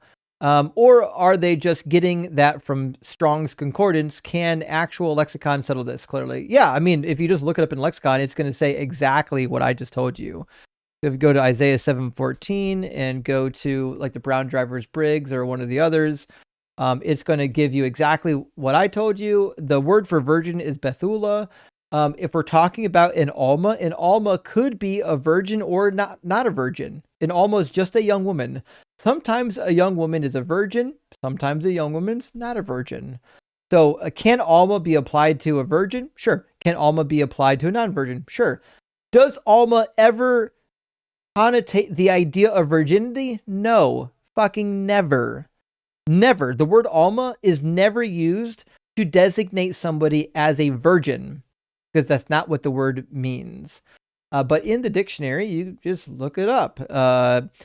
The lexical summary is a young woman, but if you go, don't go to Strong's. Strong's is not a lexicon, guys. Go to the BDB, and it says a young woman, ripe, sexually, maiden, or even newly married. And they give instances where it shows up. So yeah, there's no reason to read Alma as somebody who has never had sex, because the word Alma has nothing to do with whether or not you've reproduced or had sex. Not related whatsoever. The reason why they say Alma must mean virgin is because you'll find in these interlinear translations, which Christians love because they think that, oh, I've got an interlinear, that means I can read Hebrew now. No, you can't. Also, if you're an atheist and you think going to this interlinear is the same as reading Hebrew, please don't. You're embarrassing those of us who actually can read Hebrew. This English rendering is not an academic rendering. These orange texts below the words, this is literally just what the King James Bible says. All they did is they took the word in Hebrew and they overlaid it with the King James Bible. That's it. That's all this website's doing for you. So don't come into the Bible Hub and think that you're reading an actual translation of these words. You're not. So what you want to do if you're going to use this website is, first of all, learn a little bit of Hebrew, but then use the dictionary feature. That's the feature that you're going to want to use, is the dictionary feature. Give me just a second. My camera froze for some reason. There we go. And now we're back. There we go. So yeah, don't go to this website thinking that this is what the Hebrew says, but you'll notice under Ha-Alma, it says the virgin. Well, it doesn't say the virgin because that's what it means. It says the virgin because whoever did this was lazy and wanted a free open domain English text, which is typically the King James. And they said, okay, we'll just put the King James against the Hebrew and call it a day. But modern like interlinear translations that you pay money for, like the ones I have, they'll never say that. They will never say virgin where it says Alma. That's just not there. And Rich says, is it true that Jesus was an Israelite supremacist? Yep, I do agree. One of your co-hosts implied it. I agree. Are there more examples in addition to the woman he called a dog? Not a good one. But Jesus does say that he came first for the lost sheep of Israel and then for the nations, right? So while I agree that Jesus didn't say that the nations couldn't be saved or he didn't want the nations, is that he wants the lost sheep of Israel first and then the nations. To me, that's supremacism. That means you want your ethnic group first and then the other ethnic groups after that. So was he an Israelite supremacist? Yeah, I believe so. Does that mean he disliked people who weren't Israelites? No. I don't believe that to be the case at all. I don't think that Jesus thought that all non-Israelites were like dirty and unclean and undeserving. That's not my reading of the text. And Chaos Engine, great to see you, my friend. Thank you for the super chat. Says, hey, Justin, I have a quick favor. Looking to add YouTube to my game streaming for fellow heathens to come relax to, but needing the 50 followers. Could I get some help? Chaos Engine 89. Well, there you go, friends. If you want to watch some gaming content, Chaos Engine is doing it, and the handle is at chaos_engine89.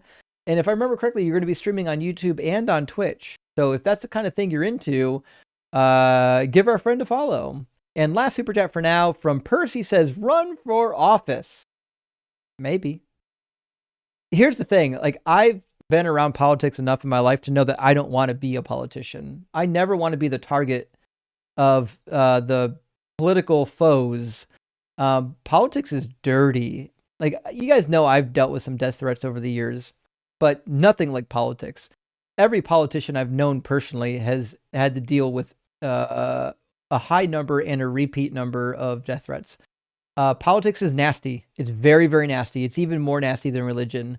So you have to ask yourself, is this really the fight you want to get into? And the reality is, like, I don't think you should get into that fight unless you're really fucking passionate about it and you're really knowledgeable about it. I might be a little bit passionate about politics, but I'm not as knowledgeable about politics as I would like to be. If I was ever going to do political debate streams, I would keep it pretty streamlined and just focus on a single topic, rather than doing like a whole political thing, like, about being left or being right. I would probably make it very topic specific so that I can kind of hone in on debates that I think are actually winnable, would be a good way to say it. Okay, let's go to our next guest in line. I believe it's going to be Jeffrey, and then after Jeffrey, maybe Bobby? Yeah. Welcome in, Jeffrey. So I was curious because Jeffrey, someone is smoking in the background of your live stream, and you got to cover that up, or you're gonna get our live stream taken down. There you go. Camera's gone. Hey, so at some point I'm going to get off my butt and learn a little Hebrew and a little Greek. But until then, I wanted to ask you about an interpretation of Genesis 2. Okay. The word Selah. Oh yeah. For the side or the yes, the side. member. Is this a side or is this a rib? Like I assume you stumbled on the biblical archaeology article on this. The Bar Review has an article on this from like 12 years ago. I don't remember where I came across it. I stumbled across a reference at some point to rabbinical interpretation that Adam was androgynous, and then God split him in two. Okay. So this viewpoint has been pretty widely debunked by the scholarship. In fact, for a while, the Biblical Archaeology Review removed the article talking about this. It actually, it was funny because when it was first still kind of new and circulating, I thought to myself, they're going to retract this. So I saved a copy of it on my own personal drive, and sure enough, they fucking retracted it. And then a number of years later, they unretracted it. So there was a couple of years where you couldn't get it. That being said, the claims in that particular article that you'll find in the Biblical Archaeology Review are not based on good grammar. And that's why it was retracted. So, for example, the word for rib, it actually shows up in the plural. So it's one of the ribs. Right. So that's the nature of the problem. In fact, let me grab the original reference. Well, if the grammar's bad, then how did it ever get any traction in it's got to because they like Plato, that's why. Yeah. Okay. Well, just answer my question. The problem that you have here is that it depends on which parts of the text you think are original. So there's a case to be made that if you're doing source criticism, you can look at this text and think that it had multiple starting points. And one of those starting points possibly came from the less dirty named baculum, which just means penis, or the penis bone. Okay, so the reality is the grammar itself would lead you to believe that it's a rib rather than a side piece. Also, because if it's a side piece, then it entails that you can only look at the human being one way. You'd be looking at their side to see the thing pointing out. You see what I'm saying? If you're pointing forward, it's actually centered on your body. So then the question becomes, well, why would somebody describe this bone as being on the side when typically we look at Adam and Eve looking forward straight at them, right? So there's just a lot of really weird questions about that. the reason why people are saying, well, maybe there's a case to be made that it actually refers to, rather than a rib, it refers to like a center post, is because it's got some linguistic connection with some Akkadian words. So there's a Canadian or an Akkadian word that's very similar that gets used to refer to somebody's dingling. And so they're saying, I don't know, here's a word that sounds a whole lot like it. But it depends. So, because the reason why there's debate is because the word in the text can sometimes, the plural can be used to refer to a singular. Much like the word sheep can refer to both a singular and a plural. So the debate is like, okay, when we see this word show up in the plural, is it a collective or is it actually a plural? Right. Okay. Right. So that's where the debate is. But let me show you where the original article is. You can read the original article that was published, and you can ask yourself, hey, do I think that this is a viable argument? I don't think it's a viable argument. In fact, I wrote an article against it like 12 years ago. Oh, it's paywalled. You can't get it now. Okay, so the link to the article is now behind a paywall. But it was like a volume 41, if I remember correctly. Let's grab it. Volume 41 of Biblical Archaeological Society. Yeah. The guy who published it, I think, was Professor Dan Ben Amos. Okay. I suspect I can find my way past a paywall. Yeah, but like if you can't, shoot me a message. I can show you other places where this article is mentioned, and you can see like what the hubbub is all about. But it's a super interesting argument. When I first learned of it, when it first was published in the Biblical Archaeology Review, I remember like I was talking to it in like the general public, and people got mad at me. I was like, listen, I'm just telling you what the scholarship is saying. Actually, here's the actual link. It is behind a paywall, but it says, okay. So this is about the question of whether it's a baculum. So my question about the side was there's an interpretation, a rabbinic interpretation, that Adam was originally androgynous and was sort of like a man and a woman stuck together. And God split him in half, like took off one of the sides. Yeah, that's just like a Talmudic mythology. Like that's like akin to like the Lilith mythology. It's like it's not rooted in any part of the text grammatically. Like it's very fanciful. Gotcha. Well, I mean, where it would probably have come from is a similar story in Plato's Symposium. Oh, maybe. They might have read Plato's Symposium and then looked at this text and like, hey, we can kind of fit this together. But I don't know Hebrew well enough, really at all, to be able to say whether it's supportable read. The best text you're going to read on it is the one I pulled up on the screen by Zayni Zevit.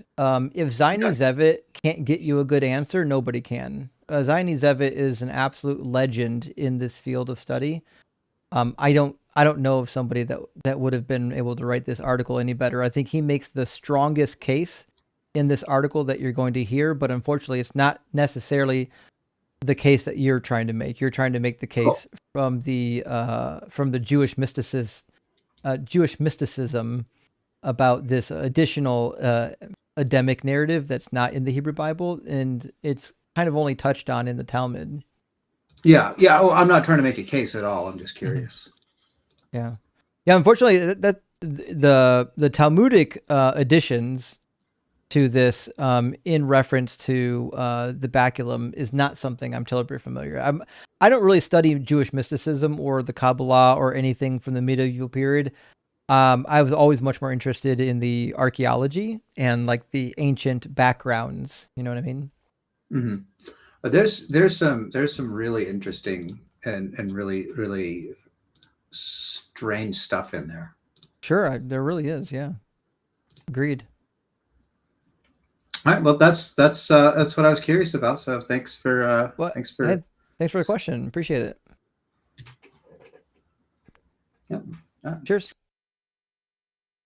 Certainly is an interesting question, but I do believe the grammar of the passage would lead one to believe that it was just a rib. Aaron, thank you for the super chat. Oh, this is the Aaron. Hey, good to see you. It says, yo, Justin, how do you nicely tell people you don't want their prayers besides fuck off? Sick of hearing it. That's a tough one. When people say they'll pray for me, I kind of just shrug it off because I'm like, I don't give a fuck. But like, I can see why it would be annoying, especially if somebody does it a lot. If like somebody knows you're an atheist and they continue on purpose to antagonize you by saying, I'll pray for you. You could just saying something silly like, well, I'll think for you. You know, you just give back what they're giving, return the same energy, right? If you don't want them praying for you, then you can just tell them, you know, or you could be a little bit snarky and like, well, let me know when Jesus answers even a single fucking prayer, because the record seems to be against you. It seems to be that Jesus' own prayers aren't even being answered according to John 17. So listen, you can waste all the breath you want praying to your sky carcass. He ain't coming. You could say something like, well, let me know when he actually answers back. You could say something like that. I don't know. There's some options, though. I hope you're doing well, Aaron. And Aaron says, what is the verse Jesus quoted that's not in the Old Testament or even the Bible? Do you think there was a verse he was trying to think of that was possibly similar? I mean, there's passages that Paul quotes that aren't in the Bible. Jesus style?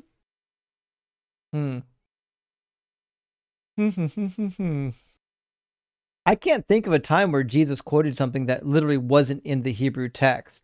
Like Matthew 27, he quotes something that he says in Jeremiah, but actually it's in Zechariah. That's a thing. But I don't know if I've seen Jesus quote something, said it was in the Bible, and then it just wasn't there. Typically it's there, but it's like modified or it's under a different author. You may have to give me a better example. Unfortunately, you might have something here. I just don't, I don't know what you're talking about. Ruckus says, how would you respond to someone saying Amos 9:14-15 is fulfilled prophecy? Well, Amos 9 was written ostensibly after the fact. I mean, presumably. So Amos 9, if we actually have a record of Amos 9 and the punishment that befell Israel based on the prophecy of Amos, we would have needed a text in Paleo Hebrew, right? At the time Amos was alive, the form of biblical Hebrew that we have didn't exist yet, not for hundreds of years, right? So we actually don't know that this prophecy of Amos happened prior to the events. You just have to choose to either believe it did or didn't. And I personally didn't think it did. I think it was happening as they were getting fucked up by the Assyrians. And also, even if it was before, it still is meaningless. Because anyone can, like, when you have an army like the Assyrians, and they're traveling towards you, and they're fucking up everybody in their sights, if the USA started marching south through Mexico, would not the people in Panama have the right to say, hey, listen, the Americans are coming, then they're going to fuck you up? Well, yeah, because they can't do shit about it, right? We're the most powerful nation, powerful army on the planet. When the most powerful army on the planet is in a death march towards you, making the prediction, hey, I think they're going to come and fuck us up. That's an easy prediction. Anyone could make that. The problem is the prediction in Amos that the northern tribes would be restored again. That never fucking happened. That's a failed prophecy. So I'm not impressed with these bad geopolitical predictions at all. Jerry says, Justin, Boney M. Oh, that's the people who did that, the Rasputin song, right? Wasn't that Boney M? Really? This is a song based on Psalm 137. I wonder why they left verse 9 out. Oh, you know why. You know why they left out the verse about dashing babies' heads against stones? Come on. That's not a very enchanting lyric for a dance song. At least I wouldn't think so. Bad social skills. Thank you for the $10 super chat. Says Justin, think back to your classmates in seminary. Would you consider yourself to be fairly normal within that group? Totally serious question. Yes, I would actually. Most of the people in my cohort were actually, some of them were more liberal than me, believe it or not. But I don't think all of them were. Maybe one or two of them. I think I was probably somewhere in the middle of the group. I definitely think that most of the people in my seminary cohort probably would agree with most of what I'm saying. They might come to a different conclusion. They might say, listen, I understand Jesus didn't really fulfill any prophecies, but like, I guess typologies is fine. But like if the cohort I was in seminary with were on the stage with me right now, I don't know if they would go out of their way to correct me. I think they would mostly agree with me. It just happens to be that sometimes you can look at the facts of the Bible and come to a different conclusion, and that's what happened. Now, some of them have deconstructed. I've talked to some of them from seminary, and I know a number of them actually have deconstructed and don't believe it anymore. I don't know how many. I just know that there are some, and I think there will be more to come for sure. Last super chat for now from Ephraim Salami. Thank you for the super chat. Says, good work, bro. Can you make more educational videos? I can. And it's been my mission for 2026 to do at least 1 or 2 good response education videos on my main channel. So I will continue to do that this year. I haven't made one in February yet, but I promise I'll be getting to it. So yes, my goal is to do some collaborations with other creators and do more educational content rather than just debates. It's just a matter of finding time. That's the hard thing, because like I debate 3 nights a week on my channel. I debate 1 night a week at least, it seems, on AXP or The Line or on Unapologetic or all 3. Sometimes I debate on Saturday nights on Sarah's channel. It's like every night of the week I'm debating somewhere. So it's just like, it's really hard to find time. My schedule is really jam-packed with events. It's really full, y'all. All right, I'm going to grab Kurgo, who was next in line, and then I think after that was Graytheist.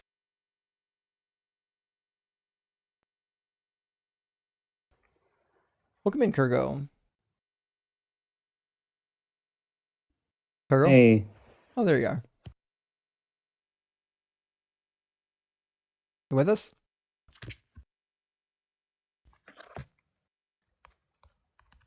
Hello? Hola. Okay. Well, come back if you figure it out. Moving on to Graytheist. And if you pronounce that name wrong, that's a doozy. How you doing, Graytheist? Hey Justin, how's it going? Can you hear me? Yeah, I can hear you. Well, I would like to start by following many others tonight by saying I'm a huge fan of your work. A regular supporter on YouTube. Thanks for watching. And thanks for supporting. Yeah, well, no, thanks for. Well, I like to think of you as the Michael Jordan to Matt Dillahunty's Dr. J. That's crazy. And it's I'm just not the Michael Jordan. Well, it's just great to be around and alive. Anyway, thanks to your encouragement earlier in the year, your rallying cries, I quite nervous actually. That's okay. I started up this account. Yeah. I started up this account to sort of go live and try to, provide my version of the arguments I see you guys make. A sort of words mean words approach, dictionary definitions, and holding people down. So, my question is about the God's evil in the God being evil in the Bible, specifically about the curse of Eli. I kind of have this pet fascination with the God Samuel leaving, chapter 2. Right, when God not just slaughters the line, but leaves one alive. And the first thing I read that, right. So what's the is that I kind of focus in on it as a what I felt like was a particularly good example of just petty evil. But But I wonder if you could give me some reading direction or some sort of overview of alternative reasons why it's not just God leaving one alive to weep out his eyes, but rather to play a further role in the story. Does that make sense? I may not know what you're asking, but I mean, I've used this example before of God punishing the innocent. So you already know, because Hophni and Phinehas were kind of scoundrels, the sons of Eli, that God punished the entire household of Eli. And then like 2 generations or 3 generations later, he has Doeg, Saul's henchman, murder all of the priests at Nob, including the men, women, and children, and only Abiathar survives. So to me, the fact that men, women, and children who weren't even part of the problem that Hophni and Phinehas were part of, the reason they got killed, having not done anything worthy of being killed, to me is horrific. That God will kill babies if you're like your great great great grandfather was bad. Yeah. Yeah, there's plenty of fodder, lots of ammunition when it comes to that sort of activity. I guess really the other aspect to the other side to the coin of my approach, one being words mean words, the other point being that using those sort of definitions and holding people in logical corners, it's easy to show how the character of God that they have invented in their heads or been subscribing to via the churches is just not the guy in the Bible. And so do you have like a favorite example? I know you have lots of favorite things, you know so much stuff. But do you have a favorite example of how, for most people, they have this idea, like something like Jesus is peaceful. Jesus brings a message of peace, not being aware of the fact that it's clear that he's not for that, and he claims that himself. So a difference between the loving character people have in their minds versus the guy in the Bible. Do you have a particularly good, strong example or a favorite example of how the idea of God that people carry around in their heads is a complete mismatch for what one would understand when they've read the Bible as deeply as you have? I think there are 2 verses that come to mind. One is Revelation 14, where it talks about those who end up in hell. It says that they're going to be tormented in the presence of the Lamb, which is weird that Jesus would want them to be tormented in their presence, but it does match Luke 19. He gives a parable in Luke 19 about the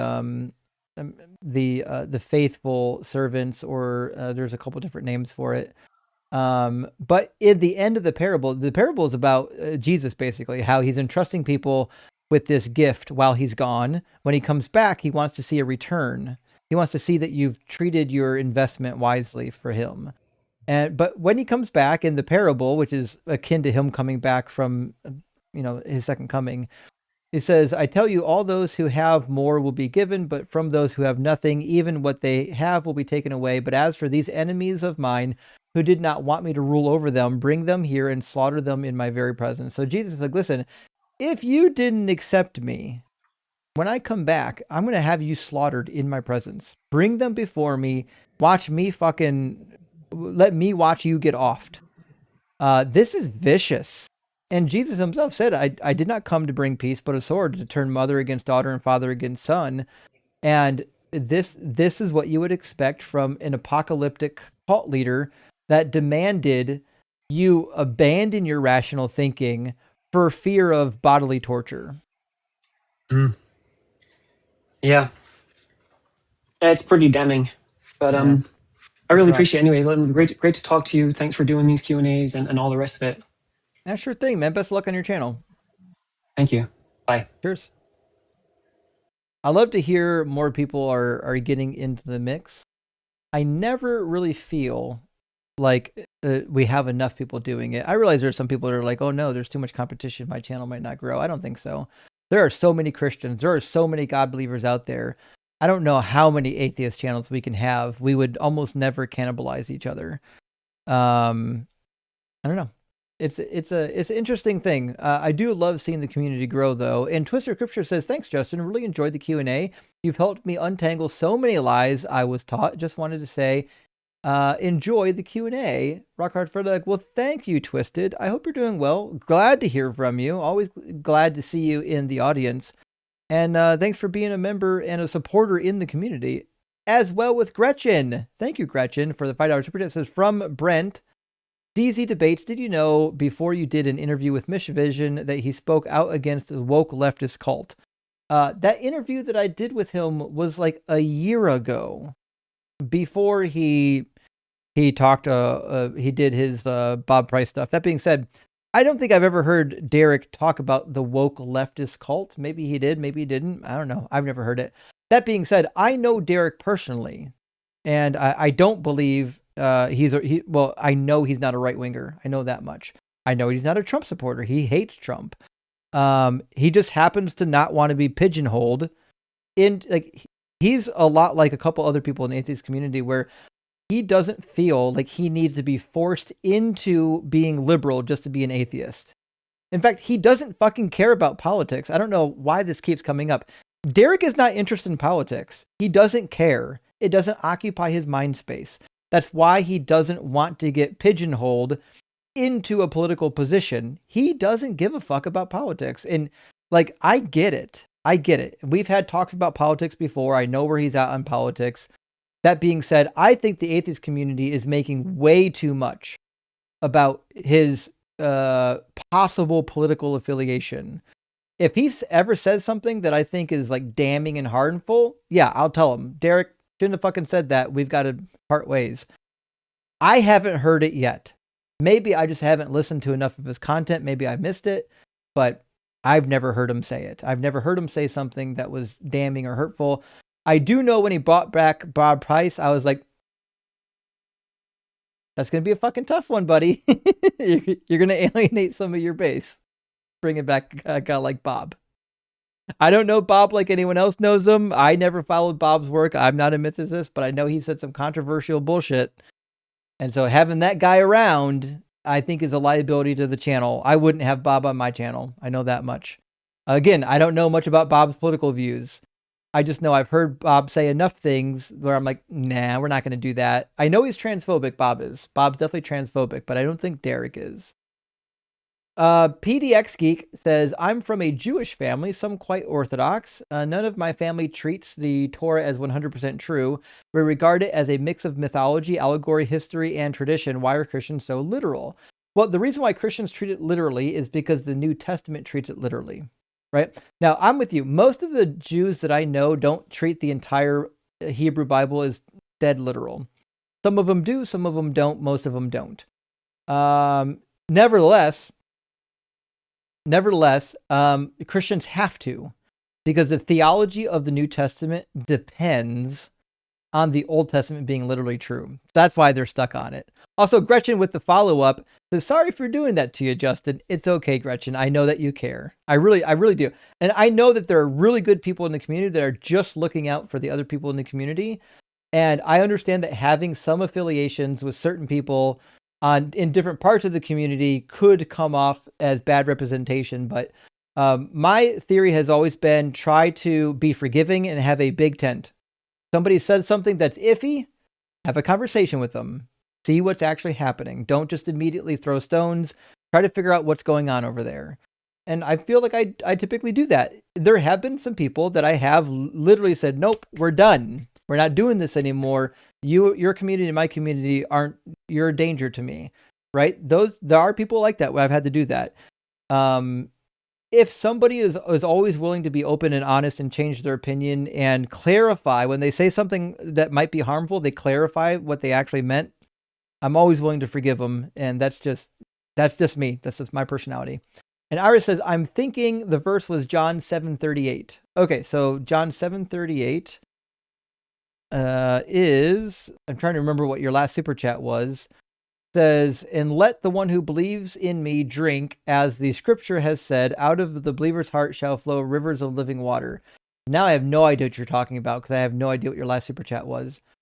Says, what's the verse that Jesus quoted that's not in the Old Testament or the Hebrew Bible? Do you think there was a verse he was trying to think of that was similar? And the verse that you pointed out is in John 7. So let's grab the wider context to see what's actually getting said here. Dun, dun, dun, dun, dun. The Jews said to one another, "Where does this man intend to go that we will not find him? Does he intend to go to the dispersion among the Greeks and teach the Greeks? What does he mean by saying, 'You will search for me, but you will not find me. Where I am, you cannot come'?" So it sounds like there's an earlier part in this passage that actually is being referenced by verse 38. Blah, blah, blah.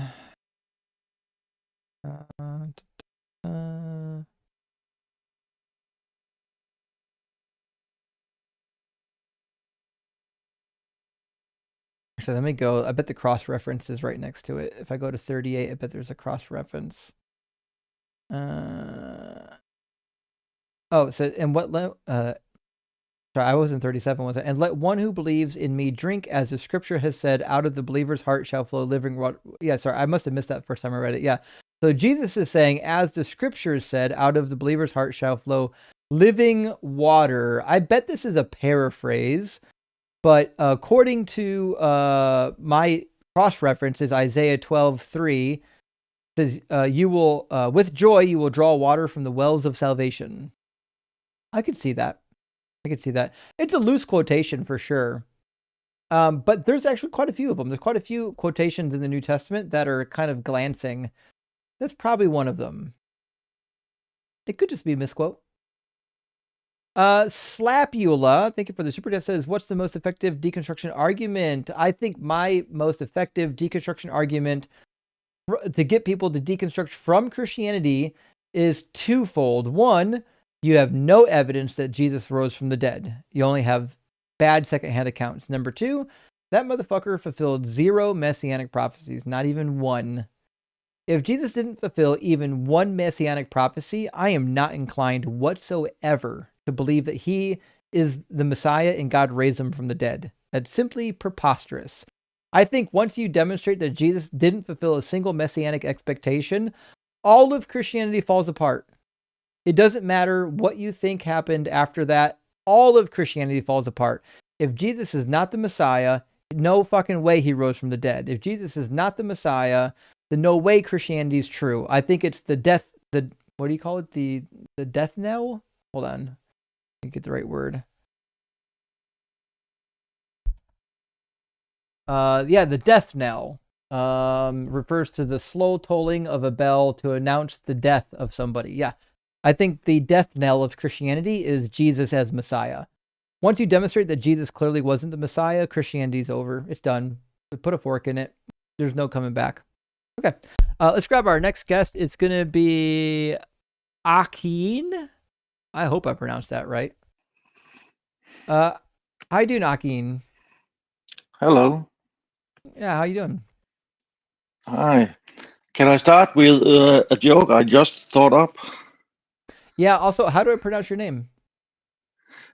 Akyne. It's a contraction of my first name and last name. Acuna, right? Akyne. Acuna. Okay. Yeah, it's because my last name is German and it has a German U. Okay. Okay, my joke. Maybe Adam was a hermaphrodite. God didn't steal the rib, but the female parts. He just forgot about the nipples. The what? The nipples. Never mind. I don't understand. Both of them have nipples, though. Yeah, he forgot to remove the nipples from Adam. Oh, you mean he removed the penis from Eve and forgot to remove the nipples from Adam? No, Adam was a hermaphrodite, and he took the female parts, the vagina, and gave to Eve. Buddy, I love you, but I guess I don't. The joke's not landing for me. Never mind. I have 2 arguments you have probably not heard before. Oh, I'd love to hear them then. Yeah. Let's Adam and Eve were psychopaths. If you don't know right from wrong, you are a psychopath by definition. So when they ate from the tree of knowledge, they got healed. Well, I might push back on the definition. It's like children don't know right from wrong, but they're not psychopaths, are they? I think somebody experiencing psychopathy are having a break with reality, right? Yeah, but not knowing right from wrong is a trait from psychopaths, serial killers and the like. Right, but not everyone who doesn't know right from wrong is a psychopath. True. Anyways, the other thing I had is that God was pro-abortion. Yeah, he was. I agree with you. If 46% of all women did not bleed on the wedding night, they would have been stoned, and some of them would have been pregnant. Yeah, you must be a new viewer here. Yeah, we talk about that quite often. Yeah, that's all I have. Oh, well, excellent talking points. Okay. Cheers. Hi. Well, that was fun. All right, let's get a next one in here. I think it's going to be maybe Matthew.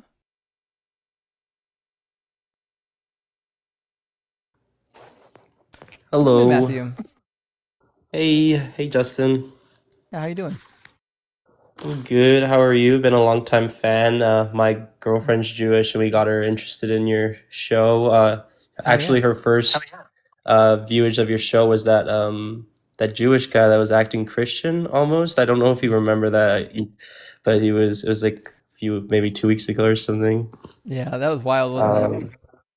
Yeah, she was like saying like, this is like, what are these arguments? Like, we don't really go about doing this, Yeah, but I did have like a question for you. Sure. Well, one or two, if that's okay.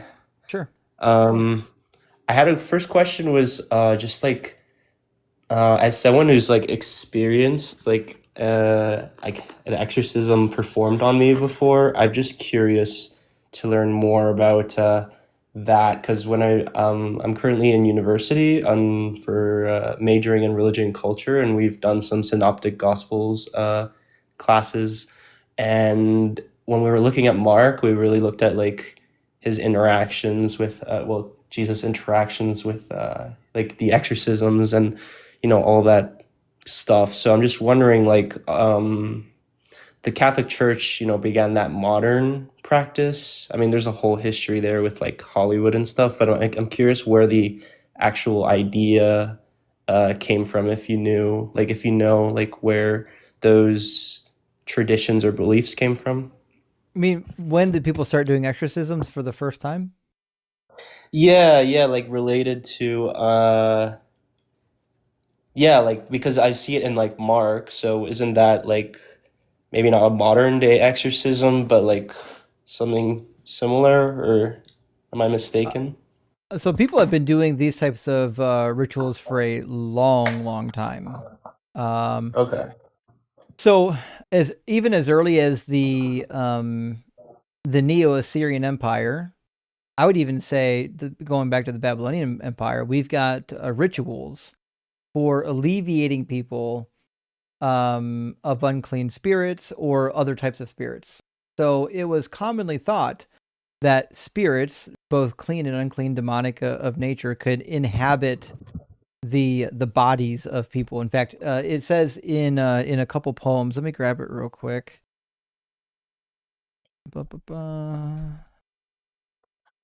There's an interesting poem about these unclean spirits, where it specifically states that they live out in the desert waiting for passers-by to attack.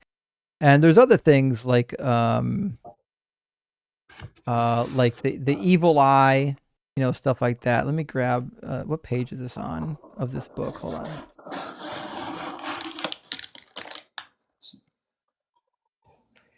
Oh, so comes from the Babylonians, you said? Well, no, the Babylonians didn't invent it. What I'm saying is, as early as we have written documentation, we have people claiming that they are being inhabited by spirits, and then there are many incantations to rid them of the unclean spirits. I see. Okay. I talked about a book earlier. That's a really cool book. It's called The Spirits and Devils of Babylonia. And in it, you'll find a host of spells and incantations to alleviate demonic possession. So like here's one of them on page, what's that? XLII. Fuck, I forgot what L is in Roman numerals. Relatable. But anyways, go to that book, the 2-volume series, The Spirits and Devils of Babylonia, and you'll find incantations and ritualistic things for ridding people of spirits via exorcism. It was pretty common. In fact, you even see it in the Hebrew Bible when Elisha, it goes down on the boy, mouth to mouth, hands to hand. This is what's typically, this is referred to as like sympathetic magic, where the general idea is like you're mimicking something, but the thing that you're mimicking actually has power, and that's the transference. Like that's why you need to touch. You're transferring the evil spirits through the touch, through the mouth, from one entity to another. It's a form of exorcism that was common in the ancient world. It just happens to show up in that particular passage without explicitly stating that it's an exorcism, but it basically is. Oh, interesting. Okay. Yeah. But I've got the. Give me a sec. Go ahead. I'm listening. Oh no, I was just saying. So was this since it's present in the Hebrew Bible? Was this also a commonly done Jewish tradition, or at the time, or I mean, like ritual? I mean. I guess I don't know what you're talking about. At the time that we were just speaking about, the Jews didn't exist yet. Well, yeah, apologies. I meant more so the Israelites, like where they have practicing these everybody these was. exorcism rituals. Oh, okay. Yeah, everybody was. In fact, here's a couple. I've been meaning to update my channel. I haven't. I've got another channel on YouTube. It's just called The Ancient Near East, and I've got a number of readings from ancient Near Eastern documents. One of them is the Assyrian scapegoat ritual. And this is from about 900 to 600 BCE, and it talks about how, just like we've got the Azazel, the scapegoat ritual in Leviticus 16, we actually have a parallel to that in the ancient Assyrian texts, but it's not a goat, it's actually a sheep. It's the Assyrian scape sheet purification ritual. But we've got all kinds of ritualistic texts on this topic. Some of them I've done for my channel. Just go to the Ancient Near East on YouTube. You'll find it. This is it. I apologize. When I first started this channel, I wasn't sure if I was going to actually do voiceover myself or do like an AI voiceover. So I kind of toyed with both. Some of them are going to be like an automated AI voice, and some of them are going to be me reading the text. But now that I'm actually comfortable reading text, long text out loud, all my future videos will probably just be me reading the text rather than having like an AI assistant read them for me. I just don't think it sounds good to hear like a robot read a text to you. It feels better when a human being speaking it, you know? Yeah, 100%. No, yeah, I agree on that. Yeah, I mean, it's definitely interesting because that's more of a nowadays that would be more so a I suppose Christian tradition, would it not be? Like, I mean, contemporary, like around our time, I don't imagine that Jews practice this anymore, do they? Or do you know? I guess I don't know what you mean. You keep using words that are overly broad, so I'm struggling to keep up with you. So like, what do you mean by this? Do you think that Jews today practice exorcisms? Yeah, no, my apologies. Yes, I meant, I was asking if so. I know that not all Christians, but there are some denominations that still practice exorcisms. And I was wondering, since we talked about like the Israelites practicing these, and that a lot of different societies practice them, if like Jews, certain denominations or still practice exorcisms today. If you knew or no, I don't know. You keep asking me 5 questions at once. Do the ancient Jews do exorcism? Yes. Do modern Jews do exorcisms? Not really, but sometimes. Do modern Christians do circumcisions? Not really anymore, but they do sometimes if they're charismatic Pentecostal or even of the Catholic variety. Yeah, sorry, I have really bad ADHD, so I get like It really happens. distracted. It happens. Yeah. I Okay. totally get it. Yeah, I was just wondering like what is your opinion on like those like on I mean on exorcisms to be more specific? Like have you ever encountered anything like that or No. No, I think no? people that are undergoing circumcisions are either faking it, which we have lots of evidence for. People fake it all the time, or they're in some sort of a psychotic break. People that are in a psychotic break will do all kinds of stuff. Also, it happens to be that a lot of people are susceptible to influence, which is why hypnotism works.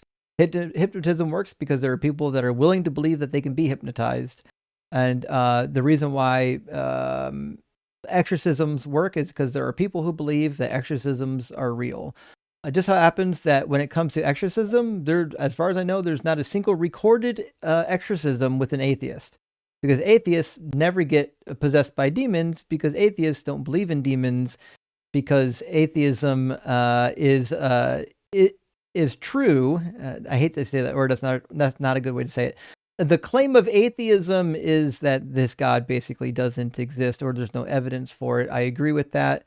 And if you believe that there is no such thing as an unclean spirit or an evil spirit, then obviously you're never going to need an exorcism because you're not going to fall prey to the thing that you already believe doesn't exist.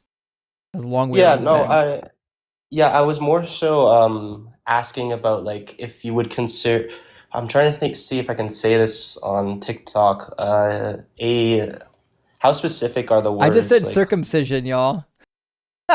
yeah, Fuck it, you've been it's saying getting late. circumcision. Did I say circumcision all day? Sorry, friends, my brain short circuited. Yeah, not circumcision. You're allowed to have circumcisions. Exorcism. Yeah, Exorcism. There we go. yeah. Just like I was just asking if you think that like would you consider exorcisms like as a form of abuse, perhaps, like if it's conducted involuntarily? If somebody's forced into it, yeah. If you've got somebody Yeah. who's being forced into an exorcism, yeah, I think it's abuse. Okay. Yeah, I was just wondering because I mean I got one of those as a kid, like forced into it. So Sorry to hear I've been that. just trying to learn more about it. Yeah, it was unfortunate. But I saw one of your live streams and you were talking about I think you've mentioned sometimes recovering from religion, so definitely reached out to them about that For stuff. sure. Yeah, Yeah. reach out to them and our friend Dr. Joe. Although I think Dr. Joe is affiliated with Recovering from Religion. Oh, okay. How do you reach out? Like just via message or? I would just Google her webpage and email her. Her service is Dr. Joe Ann Ketch. In fact, I'll put it Okay. on the screen. Dr. Joe Yeah, that'd be great. Ann Ketch. What's her amazing. role? She's a Like, what does therapist. she do? Oh, okay, yeah, that'd be great. I'm definitely looking for. Okay. The website looks like this, and it's the website is just joannketch.com, and that's I think that's how she goes by as well, Dr. Joe. There's her picture. That's what she looks like. You've probably seen her picture floating around in the community. Also, she's in our Discord. You can join the Discord and just search for Dr. Joe, and she'll probably come up. So, but she's got a contact page here, and there's the contact information if you want to get a hold of Dr. Joe. Yeah, I'm just gonna take a screenshot because I Googled it and I don't want to forget, you know? Yeah, go ahead. Okay, perfect. I got it. Awesome. Yeah, and I guess just one more question. It's a bit of different topic, but how do you deal with like I'm aware you're not like a mental health professional or anything, but I'm more so like how do you deal with like street preachers? Like I find like they're not like any harm or anything, right? They're just preaching, but I find it pretty triggering from my past experiences. I'm not sure if you have any strategies. I mean, you're not a mental health professional, but like You know what I mean? I mean, I've never met a street preacher. I wouldn't. I really? also wouldn't care. Like if Yeah. I ran up on a street preacher, I would just mind my own business and get the fuck on with what I was doing. That being said, like if I was bored, like if I was out doing something, I was just bored and I saw a street preacher, I would probably fuck with him pretty hard. I would quote Bible verses to him that I knew he didn't know. I would fuck with him so hard. But to be honest, in my day-to-day life, I'm so busy. Like I don't Yeah. bother myself with non-essential activities. Every activity I engage in outside of streaming is considered an essential activity. I don't waste any time. You'll never find moss growing under these feet. Yeah, no, it's not like I want to talk to them, but I just get like really scared because of stuff, trauma and stuff. But so I was just wondering, like just walk or like I don't know. I mean, I don't know if it's a dumb question, Yeah, but if it's triggering for you, I would avoid it. Be honest. Like if yeah. there's a place where they typically show up and if they're triggering you, causing you to feel negative emotions, I would avoid it for sure. In fact, there are places that I personally avoid because I don't want to deal with the negative emotion and or the memories, right? I think that's perfectly fair to protect yourself against it. Okay, yeah. I mean, sometimes they just randomly pop up. Like, I don't know if it's just my city. I run into them like all the time. I tell my girlfriend I'm cursed, like I keep running into them.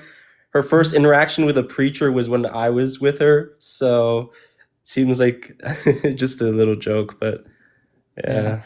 Yeah, I don't know. Like to me, they don't bother me because like, first of all, I've never met one, but like I'm used to being around crazy people, so it's not that big of a deal. But also, I don't have any bad experiences. I'm not going to run into one and feel like any way about it, right? I don't have any past experience with them. Yeah, for sure. Yeah, that's great. Very helpful because yeah, I mean, I've always been just walking past them, but it helps to know that we got a community here too. I just joined the Discord today, so I'll definitely Nope. check it out.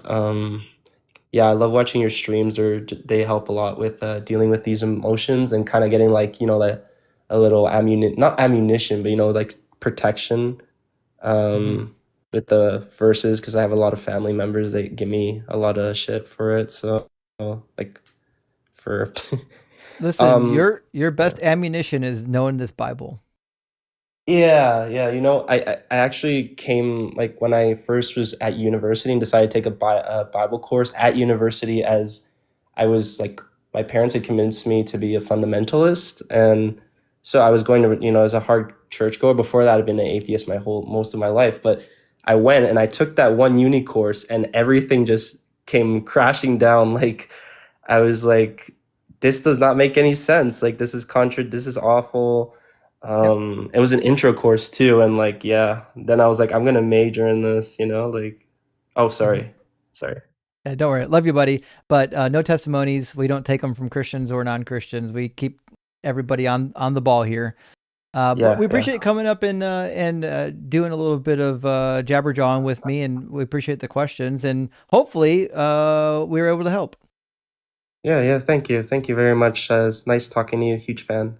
You too. Cheers, friend. Bye. Nice guy.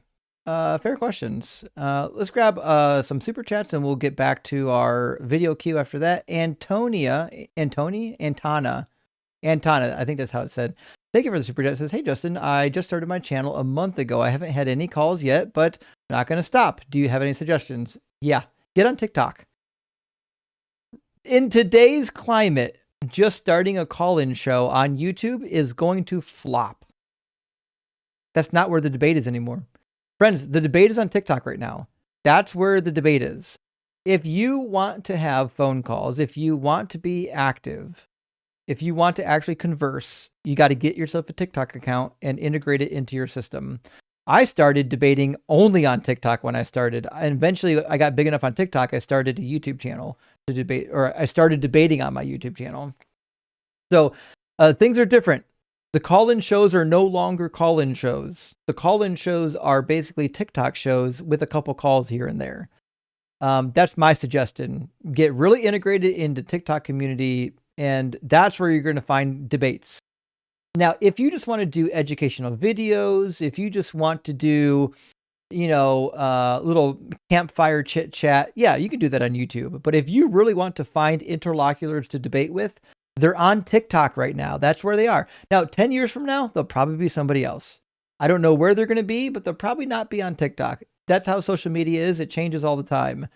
That being said, that's what I would do. Also, even when you get on TikTok and you start making some presence, that doesn't mean people are going to come to your channel. Doesn't mean that they're going to care what you have to say. And it doesn't mean that you're going to get opposition. When I first started streaming, I had lots of streams where I had no opposition. I had lots of streams where I had to fill blank spaces and fill time. I found lots of ways to do that. When I was a new streamer, I was doing Bible trivia between callers. I was having a guest host with me that we can chit chat between calls.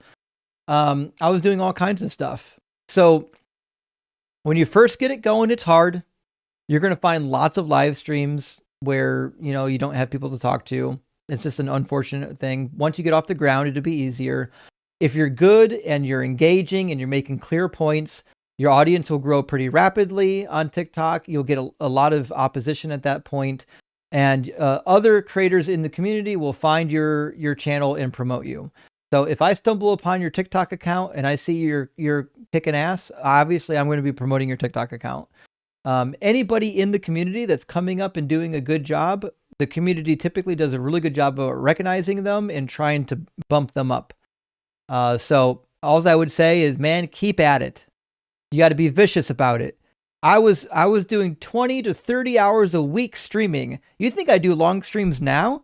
When I first started live streaming, I was doing 12-hour live streams on the regular. I was taking a Saturday and said, fuck it. This entire Saturday is going to be a live stream. That's how dedicated I was to growing my audience early on. You guys know my personality. I don't do anything halfway. When I started streaming, I fucking hit it hard, real hard, because I knew that was the way to get growth. So also, if you're streaming on YouTube, get a vertical stream. So if you're brand new on YouTube, do not run a horizontal stream. Don't fucking do it. Run a vertical stream only. The algorithm will repay you by getting you in the shorts feed. The shorts feed is really good about getting new eyeballs on you. If you're just running a horizontal feed, hoping someone's going to see it and call in, it'll never happen. Just get rid of it. Wait till you get like 10,000 followers on YouTube and then start a horizontal feed. Until you get 10,000 followers on YouTube, fuck horizontal. Just only do vertical. I promise the algorithm will reward you. I had Polypolitics do this. I had Ian do this. I had Blitz do this. I've recommended this strategy to everybody that's on YouTube with me right now, and all of us have found success using this method. Grow your audience first by only having a vertical feed. The YouTube algorithm favors it. Once you get like 10,000 followers, then you can either go to a horizontal feed or just do a dual feed. So hope that helps. Zetsawana, thank you for the $10 super. It says, I haven't read the Bible since I was 15. I am thinking of doing it again, mostly for the lulz. Since I can't read Greek or Hebrew, what version would you recommend I pick up? And I would recommend the same Bible that I really recommend to everybody. And that Bible is the New Oxford Annotated Study Bible. And it is a doozy. It's phenomenal. If you want something of the Catholic variety, I would get the Catholic Study Bible 3rd edition, or my favorite version of that is called the Catholic Note-Taking Bible. It's got margins that are wide enough that you can put your notes in it. In fact, they've got places for your notes in the margins of the Bible. And the pages are thick enough that you can write in it and it won't entirely bleed through into the other side. So it's just a really good, well done Bible. I really enjoy it. Those are my two highest recommended study Bibles. The Catholic Note-Taking Bible is in the NABRE, the New American Bible Revised Edition, NABRE. And the New Oxford Annotated Study Bible is the NRSV, although the new one coming out this spring, it's on pre-order, but it's coming out this spring. The 6th edition is going to be the NRSV Updated Edition. Town BTS, thank you for the $10 super. Says I feel like the best evidence that Christianity is not true are Christians. There's supposed to be a new creature in Christ. Oh, oops, crusades, inquisition, genocide, slavery, voting for Trump. I could not agree more. The Bible talks over and over again about how Christians are going to be transformed. But the reason why this is not a great debate tactic is for obvious reasons. The reason is they're just going to go to the no true Scotsman. It's like, well, those Christians that do that aren't true Christians. And then you're just in like a real petty back and forth about who is a true Christian. And it's not really worth your time. But to be fair, I agree with what you're saying for sure. And McCorrine says, hey, Justin, absolutely love what you do. I have crap service, or I'd call in. Can you explain how the Hebrew people were originally enslaved in Egypt? Well, they weren't. They weren't enslaved in Egypt. In fact, even if you just read Exodus carefully, it's clear that they weren't. They had their own houses. Their neighbors were the Egyptians. They had to paint the doorpost of their house with the blood so that the angel of death knew not to come there. But so like everything about the Exodus story would lead you to believe that they weren't real slaves. They were like forced labor. They were conscripted labor, meaning since you're here, you have to produce this amount of output for us. The same way the Israelites did to the log splitters and the water carriers. Since you're here, we're going to let you live, but you owe us this amount of wood and this amount of water. That seems to be really what happened. There's a French word for this, corvée. Typically in biblical studies, when we talk about the enslavement of the Israelites in Egypt, it's referred to as corvée labor. It's not real slavery, but it's not necessarily complete freedom. And I mean, they were kind of free to leave. Remember Joshua when he went to meet Moses? Not Joshua, Aaron, the brother of Moses. Like, he just got the fuck out of Egypt and walked over to Moses in Sinai. Like, nobody stopped him. He just fucked off. They could have left, y'all. They could have just left one by one because they weren't really slaves. And Skyin, or I'm sorry, that's an A. Sorry. Akuin, I know I didn't pronounce that right again. Thank you for the super. Sorry for being so nervous. It's okay. It's certainly okay to be nervous speaking in front of people. It is nerve-wracking. Says, love your content. I was never religious, but my dad was a Christian prick. Sorry to hear that. We hardly spoke this last 15 years of his life. That's why I'm anti-Christian. Well, I'm sorry to hear that. Religion does have a way of dividing people, even families. And I'm not surprised that Christianity is among them, because Jesus told you he came to divide. He says, he who does not reap, he who does not sow with me scatters. He who is not with me is against me. He did come to segregate the people of like, if you fucking don't follow me, you're evil. And people took that to heart. Amir, holy shit, with a 6 series super chat. We'll try to get this right. It says Bible only, hell is a mashup. Sheol, Hades, Gehenna plus outer darkness plus lake of fire plus second death. Image clash, doctrine patches, pick one model. Agreed? There's lots of different ways to conceive of it. Eternal punishment needn't mean non-stop max torture. The Bible eternal can mark permanent outcome, not endless process. I do agree. Ask result versus runtime. Game, force believers to describe heaven and hell as they'd experience it. Senses, memories, timeline. No, I don't know. Then stress test the model hard. For attack. Soul identify. If you lack memories, values, personality, it's not you. If God edits them, it's replacement copy, not survival. QED, quantitative easing? What's QED?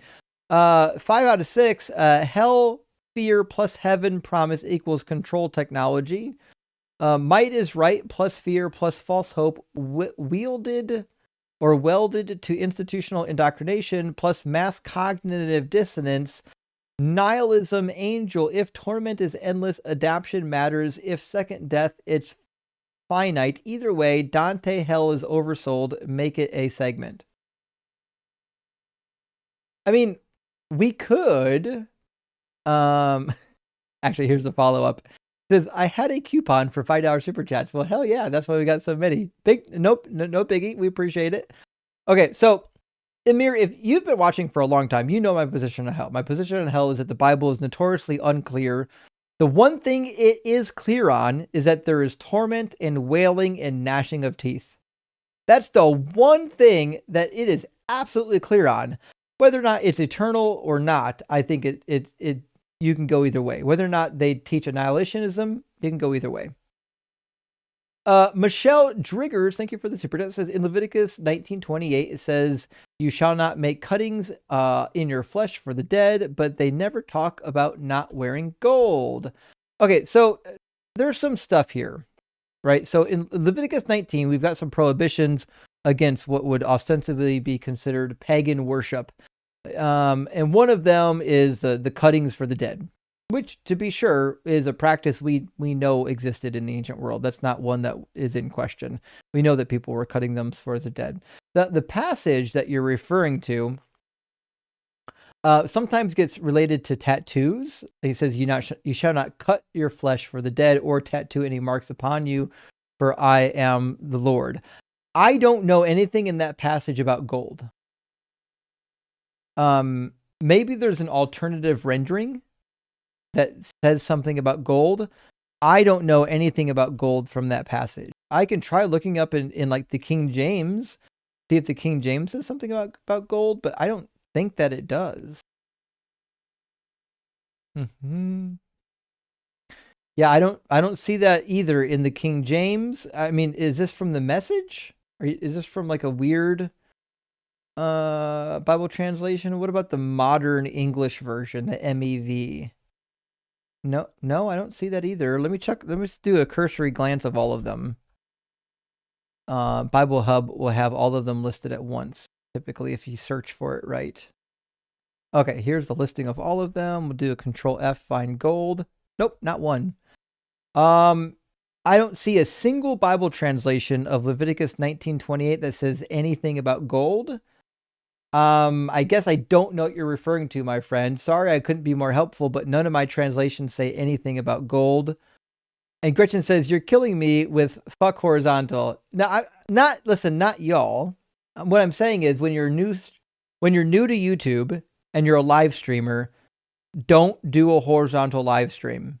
You're not going to get an algorithm push. You're not going to get a lot of new eyeballs. I promise you. Just do a horizontal feed. I had many times where just doing a horizontal feed, I got 500, 600, 700 followers in one stream. My doing a vertical feed, sorry. My horizontal stream has never gotten more than 150 followers in one live stream, no matter how long I live stream for. Because the shorts feed and the horizontal feed are fundamentally different. People scan really fast through that shorts feed, so you get a lot of new eyeballs finding your channel. They don't do that with the horizontal feed. The horizontal feed is typically for people who already follow your stuff. And if you don't have people following your stuff, there's no point in doing it. So you could start out by doing a horizontal and a vertical feed, but then you're dividing your audience and you're not getting the benefit of the vertical algorithm.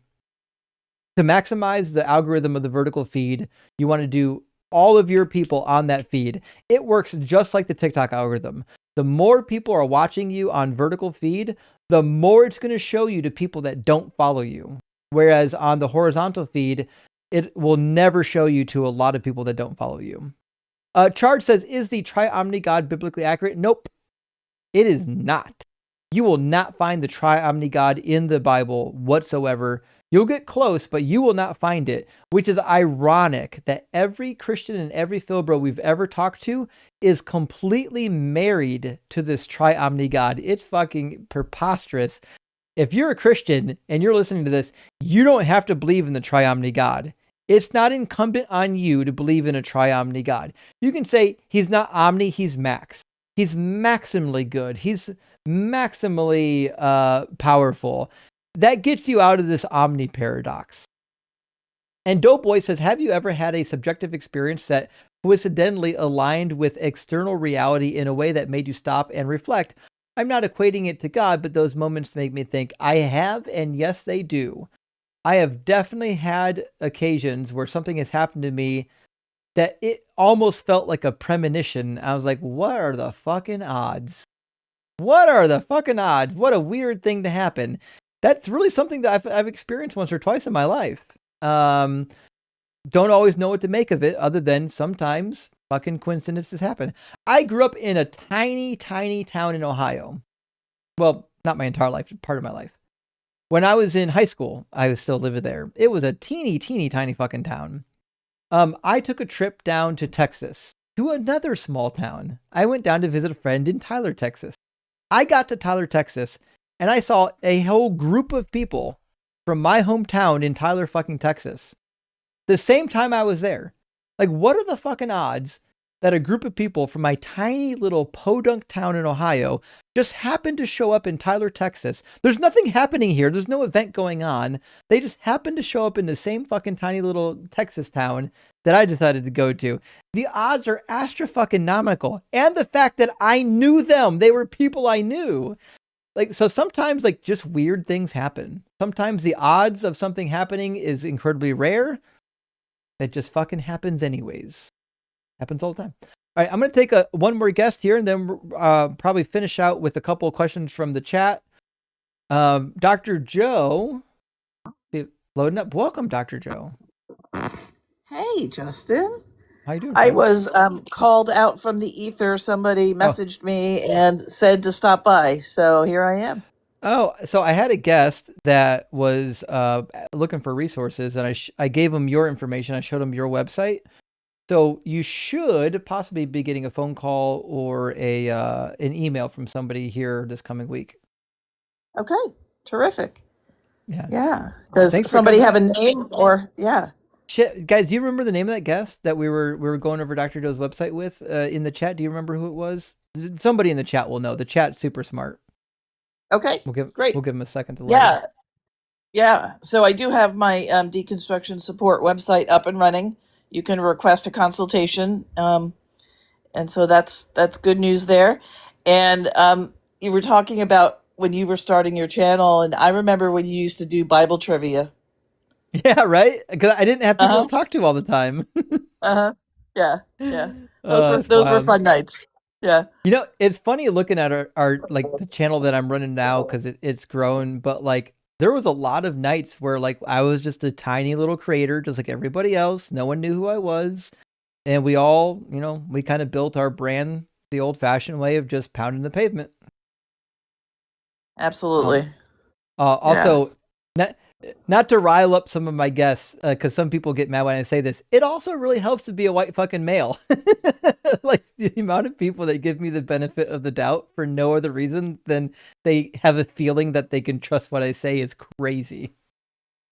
It's called privilege for a reason, right? Yeah, it is. It Yeah. really is. But Yeah. Dr. Thanks so much for coming up. Guys, if anyone needs therapy or wants to talk to a professional, I will always recommend Dr. Joe. I really cherish her work. And as I've stated before, we have an agreement now with Dr. Joe through Deconstruction Junction and elsewhere to we have like a formalized rate. So like if somebody can't afford the therapy, our charity Deconstruction, our DZ DZ Foundation, we have money allocated to help pay for people's therapy, and we have an agreed upon rate with Dr. Joe for that. So please never let your insurance or anything like that come between you and getting the therapy you need. I really am a firm believer in it, and we'll do everything we can to make sure that you guys get what you need. So let me know if that's a problem for you. We'll make things happen. Yeah, I definitely want people to get the other, the debates and the discussion and the content is one thing. But if what you need is, in addition to that, the support, and one of your earlier questions tonight talked about identity, or maybe it was earlier today, because I think I've watched all your things today. They were talking about identity and learning where your values and morals and identity come from in the absence of a formal deity or formal faith community can be a process that you can reach out to somebody who's walked that path themselves, but also has additional training and information. Can be super Yeah. helpful. It can Yeah. be daunting. I don't know if you remember when you were in the faith. For those who don't know, Dr. Joe used to be a Christian. She went to seminary just like me. But I remember being a Christian back when I was like a firm believer. And I remember I was in a conversation with somebody, and it was like they were struggling with like their purpose in life. And I remember thinking to myself as a Christian, like, why is anyone struggling with this? Your purpose in life is to serve God. Like, this is not even something. And then I remember, years later becoming an atheist, thinking like, oh, now I can see why this is a struggle, because once no one's dictating your purpose to you, now you have to actually think. Now you're like, oh, what the fuck am I going to do with my life? And so I can see why this is probably a common occurrence for other people, right? Absolutely. And for me, it was like a double moral injury, right? So it was the first leaving Christianity, and then later I deconstructed my 12-step understanding. And that also gave identity and purpose. And the whole 12th step is about serving others and practicing these principles in all your affairs. And that sounds benign on the surface. That's another thing I can help support people in, is if they want to construct other high control settings. But I didn't know who or what I was without, I'm Joanne and I'm an alcoholic, right? And I'm not saying I drink, because I don't. It'll be 35 years in May, but congrats. But learning what my values and principles are emerging from me and not top down. Yeah. And remind me too, you are also working with the Secular Therapy Project? I am. I'm listed on, I'm not, I should really do some, speaking of values, right? I should do some of the request for content and other things that they do. But I am listed. I've been vetted by them, and I'm one of the therapists that they have on their directory. Okay, awesome. Mhm. Well, Dr. Yeah. Joe, thanks so much for coming up. I think the person you were looking for is going to be Matthew. I think Matthew is going to be sending you a message. Okay. So look for Matthew. We talked a little bit, and hopefully Matthew will reach out and possibly get a little bit of help. If I remember correctly, I think Matthew was also the one that was suffering with a little bit of ADHD, having trouble putting his thoughts together. That happens certainly sometimes. But yeah, I think it was Matthew. Okay. There was a couple of questions in the chat, then I'll stop down real quick. I can't practice traditional psychotherapy across state lines, but I can practice deconstruction support. So we can talk about that offline to answer that question for you. So yeah. Yeah, because every state has different requirements, right? Sort of. Our licensure is based on the state that you live in. So some states are easier. Now there are some compacts and some ways to get other state licensures more easily than there used to be. So there's ways to get around that. And I'm also online licensed for Florida as well as Texas. But if it is actual deconstruction support, I can provide that through a coaching role. Okay. Good to know. Yeah. Yeah. Well, All take right. the time, Dr. Joe. It's good to hear from you. Yeah. Yeah, it's good to chat. Have a great one. I was just I sent Dr. Joe a message. We have to follow up still yet. I want to do a series on my main channel of like tricks, tips and things that you can do during your deconstruction to deal with the mental and emotional ramifications of what's happening.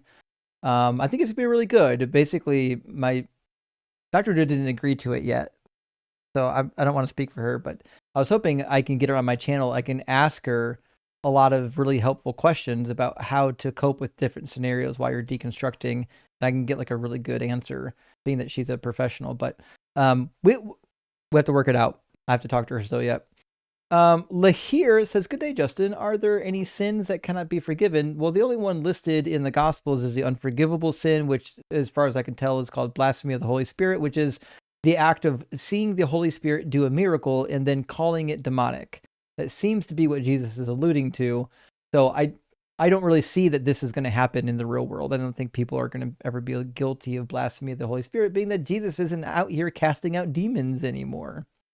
And Michelle Drigger says, I think I was asking about all the things they say not to do, and I thought that one was to not wear gold.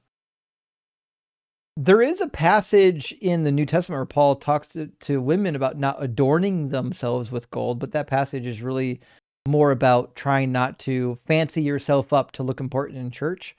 There's a passage in Jeremiah about not adorning a tree with gold. That's about building idols. I can't specifically think of a passage where God instructs his people not to wear gold. I just can't. Maybe there is one. I've never heard of it. Hold on. I could do a word search.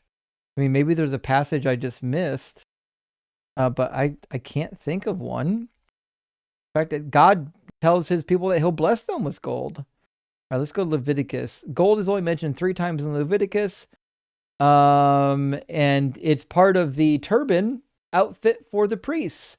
It says he has set the turban on his head, and on the turban in front he has to set golden ornament, the holy diadem as the Lord has commanded Moses. Then we've got the lampstands made of gold and the tables of gold. So the only mention of gold in Leviticus seems to be God wanting his people to either wear or use gold. Deuteronomy doesn't have too many mentions. Says the images of their gods you shall burn with fire, referring to the foreign people. Do not covet their silver or gold that is on them, or take it for yourself, because you could be ensnared by it, for it is abhorrent to the Lord your God, which is typical. When God devotes a city to destruction, you're typically not allowed to take the gold. You have to light all the gold and all the vessels on fire. And it says in next chapter, when your herds and flocks have multiplied and your silver and gold is multiplied, all that you have has been multiplied. So God's going to multiply their silver and gold.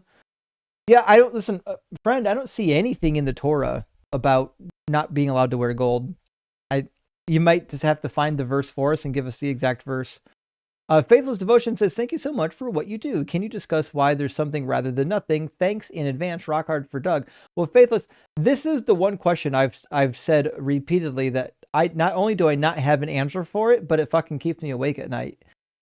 Listen, my view is that there's never been nothing. In fact, the syllogism I use is you can't get something from nothing. We have something, therefore there was never nothing. It's logically valid and sound. The problem I have is it doesn't fix the problem of saying, why is there anything at all? Right? Because it doesn't make sense that there would be something rather than nothing. Right? It just feels instinctually that the starting point should be nothing.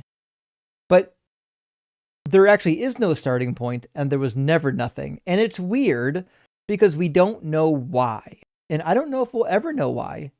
It might be that it's impossible to have nothing. That could be the case. We don't know that. But yeah, unfortunately, Faithless, this is like the one unanswered question that certainly I don't know. And I don't think anybody knows. I don't think anybody has a coherent answer for it. At least I've never heard an answer. And Christian says, I get it. No point making it more difficult. Sorry about that. I'm already learning a ton of stuff, so the rest of the community doesn't have to. Yes, Gretchen, listen, when I started trying to get my debates on YouTube, I did lots of experimenting. I did lots of testing. I tried multiple layouts and formats. And then I found what works and what didn't work. And I tried to guide people with that. Joel did the same thing. Mezzo did the same thing. Deconstruction did the same thing. It just seems to be a workable solution until they change the algorithm.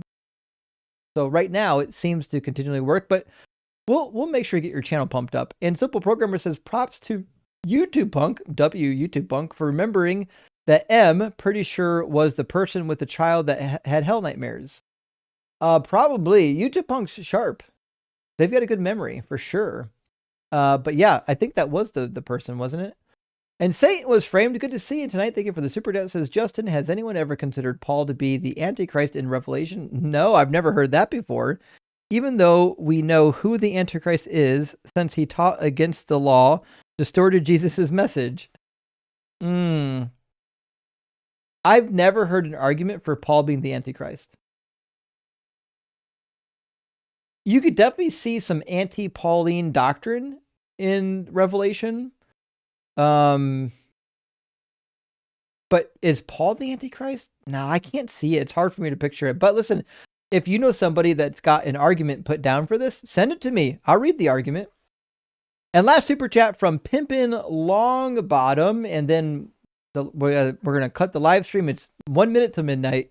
Thank you for the $20 super chat. It says, hey, Justin, your clips make my work life tolerable. I don't have enough meaningful questions to call in, so just take my money. No worries, Pippin. Totally appreciate you. And would try to clip and have as many streams as possible. Try to educate as many people as possible as well, so that y'all have the ammunition you need. Also, it's just good entertainment watching a theist get cooked, isn't it? Like, it's just fun. I enjoy it. So thank you for supporting the live stream. It's friends and supporters like y'all that make the live stream possible. I told you a million times, I can't do what I do without y'all. Y'all are the ones that are making this possible. I just get up here and I talk, and sometimes I get to have fun and cook people. But y'all are the community that has surrounded me is what actually makes all this possible. So big thank you to everybody in the community. When I have Sundays like this where I don't go late on other channels, I'll try to do more Q&As because I think there's definitely demand for it. I don't know how big the demand is, but I know there's demand for it every so often. So thank you so much for being here, friends. I really love and appreciate you. I'll be live again tomorrow, Monday night, as per usual. And have a great night. We'll see you then.